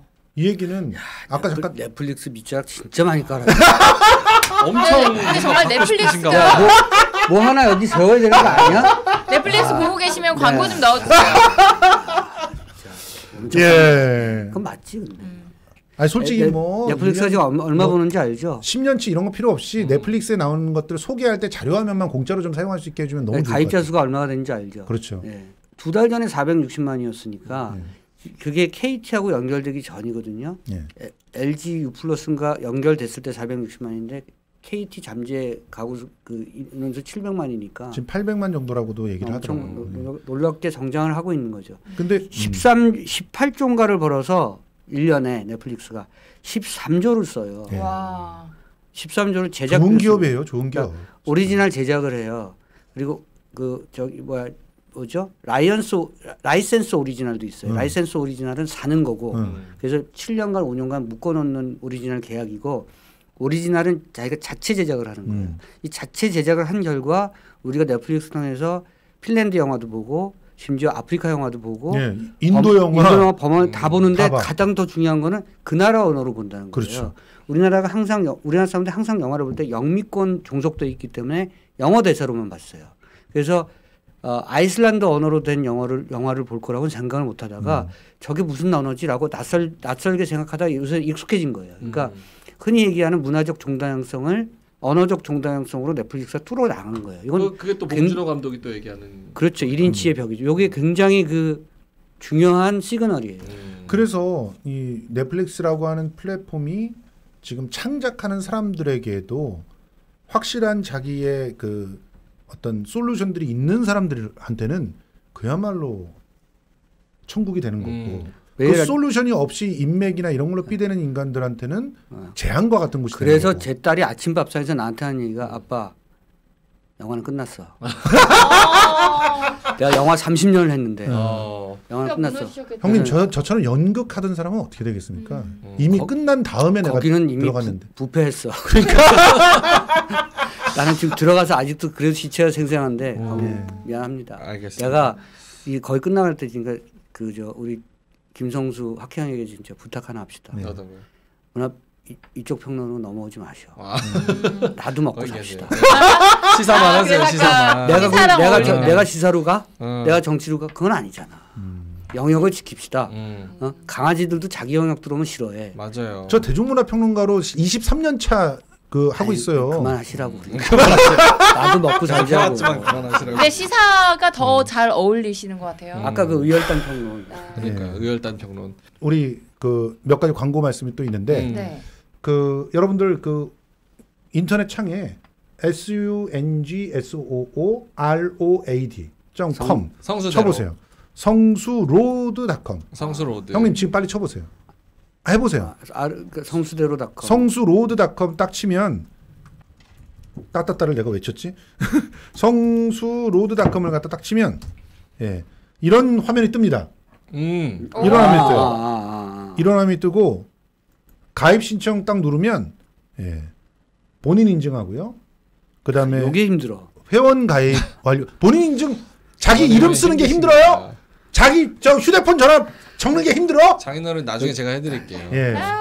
저 의열단 목청 소리 좀 낮춰. 알겠습니다. 그다음에 회원 가입을 이렇게 아주 기본만 물어요. 그래서 딱 클릭을 하면 저한테 문자가 와요. 오동진 회원님이 가입하셨습니다. 야, 이거 인증받아야 되는구나. 승인해 주십시오. 그러면 제가 승인을, 이게 폐쇄몰이라서 폐쇄몰이 좋은 게 뭡니까? 더 싸죠. 더 싸다는 거죠. 여기는 오픈마켓보다 더 싸다는 거예요. 제가 누누이 말씀드리지만 요게 한미에서 만든 종합 비타민이에요. 10만 원짜리거든요. 석 달치 10만 원짜리. 요게 88% 할인. 88% 할인인데, 근데 이 88% 할인되는 거 뭐 혹시라도 궁금하실까봐 여기 자 유통기한 2022년 3월 30일까지. 몇 년? 2022년. 네. 성수로드가 SUNG SUNGSOO. 그다음에 ROAD. 유통기한이 얼마 안 남아서 떨이로 파는 게 아니다. 한미에서 야심차게 만든 이런 제품들이 정말 이 폐쇄몰이 아니면 드릴 수 없는 그런 가격으로 널려 있어요. 정말 많이 있으니까 오시면 그냥 돈 버시는 거고. 그렇게 야, 선물할 때 진짜 좋겠네요. 선물할 때 최. 10만 원짜리인데 내가 88% 할인된 가격으로 난 샀는데 선물했는데 10만 원짜리야. 그렇죠. 야, 선물할 때 너무 좋다. 그래서 근데 여기서 산 거 알아. 사람들이. 어쨌든 낙지부터 있는 거 아니야? 어쨌든 성수 이렇게 선물을 하실 수 있는 그 몰로 이제 제가 가입 완료해드리면 들어오실 수 있고 들어오셔서 다 누릴 수가 있습니다. 많이 가입해 주시고요. 네. 그리고 이렇게 이것만 그 가입한 것만 도와드리는 게 아니라 이렇게 보장 자산도 챙겨드리니까 더 착한 보험 클리닉 한번 전화하시면 우리 장 아나운서 보험 몇 개 들고 계세요? 전 3개? 3개. 3-4개. 예. 어떤 보험이고 어떻게 보장받는지 아시죠? 잘 몰라요. 저요. 아시죠? 보험이 안 되죠, 이제? 안 되죠. 25년 당뇨, 뇌출혈 다 했잖아요. 제가 다 겪었대. 4가지를 다 겪었잖아요. 네. 안 들어주더라고요. 그런 분이 전화하시면은 들 수 있는 보험을 알려드립니다. 찾아드려요. 그리고 지금 마지막으로 진짜 한 10년을 더 살 수 있게끔 보장을 해드리는 그런 상품을 권해드려요. 마지막 10년. 정말 최고의 광고 멘트를 했다 내가. 나조차도 보장을 해주는 보험. 그렇죠. 자, 더 착한 보험 클리닉 지금 전화번호 나가고 있으니까 많이 문의해 주시고요. 그리고 평론가 진짜 제가 있습니다. 지금 이 보건교사 아는 형 이 책을 보고 너무 마음에 들어서 우리 그 구독자 중에 한 분께 이 책을 그냥 선물해 드리고 싶어요. 여러분들 댓글로 이 방송 보시고 나 얼만큼 좋았어요. 또 나는 오동진 편이에요. 나는 김성수 편이에요. 뭐 이런 글이라도 좋으니까 남겨주시면, 그리고 새롭게 파격수다 시즌2 첫 시간이잖아요. 이메일 남겨주시면 추첨해서 이거 보내드릴게요. 자. 잠깐만. 예. 이메일 남기면 안 돼요. 왜냐면은 구글에서 자동으로 이거 검열을 해서 이메일 남기면 동영상이 어떻게 뭐 시즌 2 새롭게 시작을 했는데 새로 오셨어요? 좀 일단 컨셉을 느껴보셨죠? 네. 조금 이렇게 고수가 또 오시니까. 근데 확실히 진짜 짬에서 나오는 바이브가 확실히 달라요. 이해는 하셨죠? 짬에서 나오는 바이브. 네, 젊은 세대의 요거 제가 가르쳐 드릴게요. 또 장인어른 제가 가르쳐 드리면 되니까. 자, 장인어른 제가 가르쳐 드리면 되니까. 예. 네, 그래서 저는 되게 이 구도가 되게 좋은 것 같다. 예. 또 이런 생각이 드네요. 근데 뭐 고정 출연은 죽어도 안 하시겠다니까. 누가요? 우리 장인께서. 제가 장인어른 잘 설득. 예. 굉장히 뭐 절기마다 한 번씩이라도 이렇게 출연해 주셨으면 너무 고맙겠습니다. 돈 주면 다 해. 돈 주면 다 하시고. 권혜호의 명언이었어. 예. 출연료. 예. 명민준 아나운서의 결혼이 성사될 것 같아서. 진짜? 큰 지금 장인어른이니까. 네. 좋네요. 큰 수확이 있었네요. 어찌됐든 첫 화에. 좋네요. 네. 혹시 선배님 따님을 가르치셔가지고 따님이 출연하게 하는 것도 괜찮지 않을까요? 아까 그 보니까 굉장히 평론가적이야. 세대 교체. 아빠의 시대는 끝났어. 집에서 쉬시고. 아빠 영화는 끝났어. 야, 이런 게 듣고 싶지 않습니까 우리? 예. 그 뒤에 한 마디 더 있어요. 아직도 모르겠어? 확인 사살까지. 한번 모시는 걸로. 예, 알겠습니다. 네. 그러면 어떻게 마무리 지어주시죠. 인사, 마무리 인사. 예. 파격수다 시즌 2 저희가 오늘 또 새롭게 문을 열어봤는데 다음 주에도 또 파격적인 또 컨텐츠 그리고 평론 들고 또 찾아뵙도록 하겠습니다. 다음 주에는 우리 뭘로 해야 될까요? 다음 주 뭐 할까요? 다음 주엔 제가 없습니다. 다음 주에 안 나오세요? 우리 격주로. 또 격주예요. 네, 격주로 나오세요. 네, 저는 좀 더 재밌게 좀 더. 그럼 다음 주는 드라마를 해도 되겠네. 아, 그 다음 주는 영화를 하고. 그분 드라마 많이 보십니다. 그러니까 다음 주 누가 나오죠? 다음 주에 또 깜짝 MC인데 이게 두 분이 번갈아가면서 네, 엄청난 탤런트를 가진 장기자랑이 참 많은 부담스럽네요. 미모의 아나운서가 오십니다. 네. 미모의 아나운서. 자기는 좀 도륙? 저도 좀 재야죠. 근데 유부녀예요. 유부녀예요? 자기는 죄송합니다. 경솔했습니다. 알겠습니다. 태세 전환이 빠르네요. 네. 빨리 해야죠. 네. 알겠습니다. 이게 저희가 오늘 첫 방송이라 그랬는데 앞으로 좀 더 재밌는 컨텐츠로 어떻게 하면 좀 더 재밌는 방송을 할 수 있는지, 왜냐하면 요즘에 무거운 이야기들이 너무 많아가지고 좀 재밌는 방송에 대한 갈증이 좀 있으실 거예요, 시청자분들이. 그러니까 어떻게 더 재밌게 풀어나갈 수 있는지 저희도 제작진들과 함께 고민을 해본 후에 2부에는 더 재밌는 방송으로 찾아뵙도록 하겠습니다. 고맙습니다. 감사합니다. 네.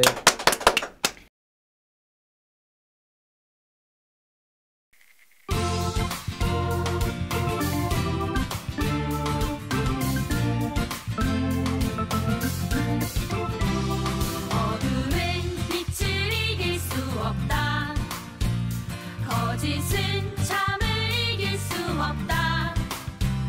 진실은 침몰하지 않는다. 우리는 포기하지 않는다. 어둠은 빛을 이길 수 없다. 거짓은 참을 이길 수 없다. 진실은 침몰하지 않는다. 우리는 포기하지 않는다.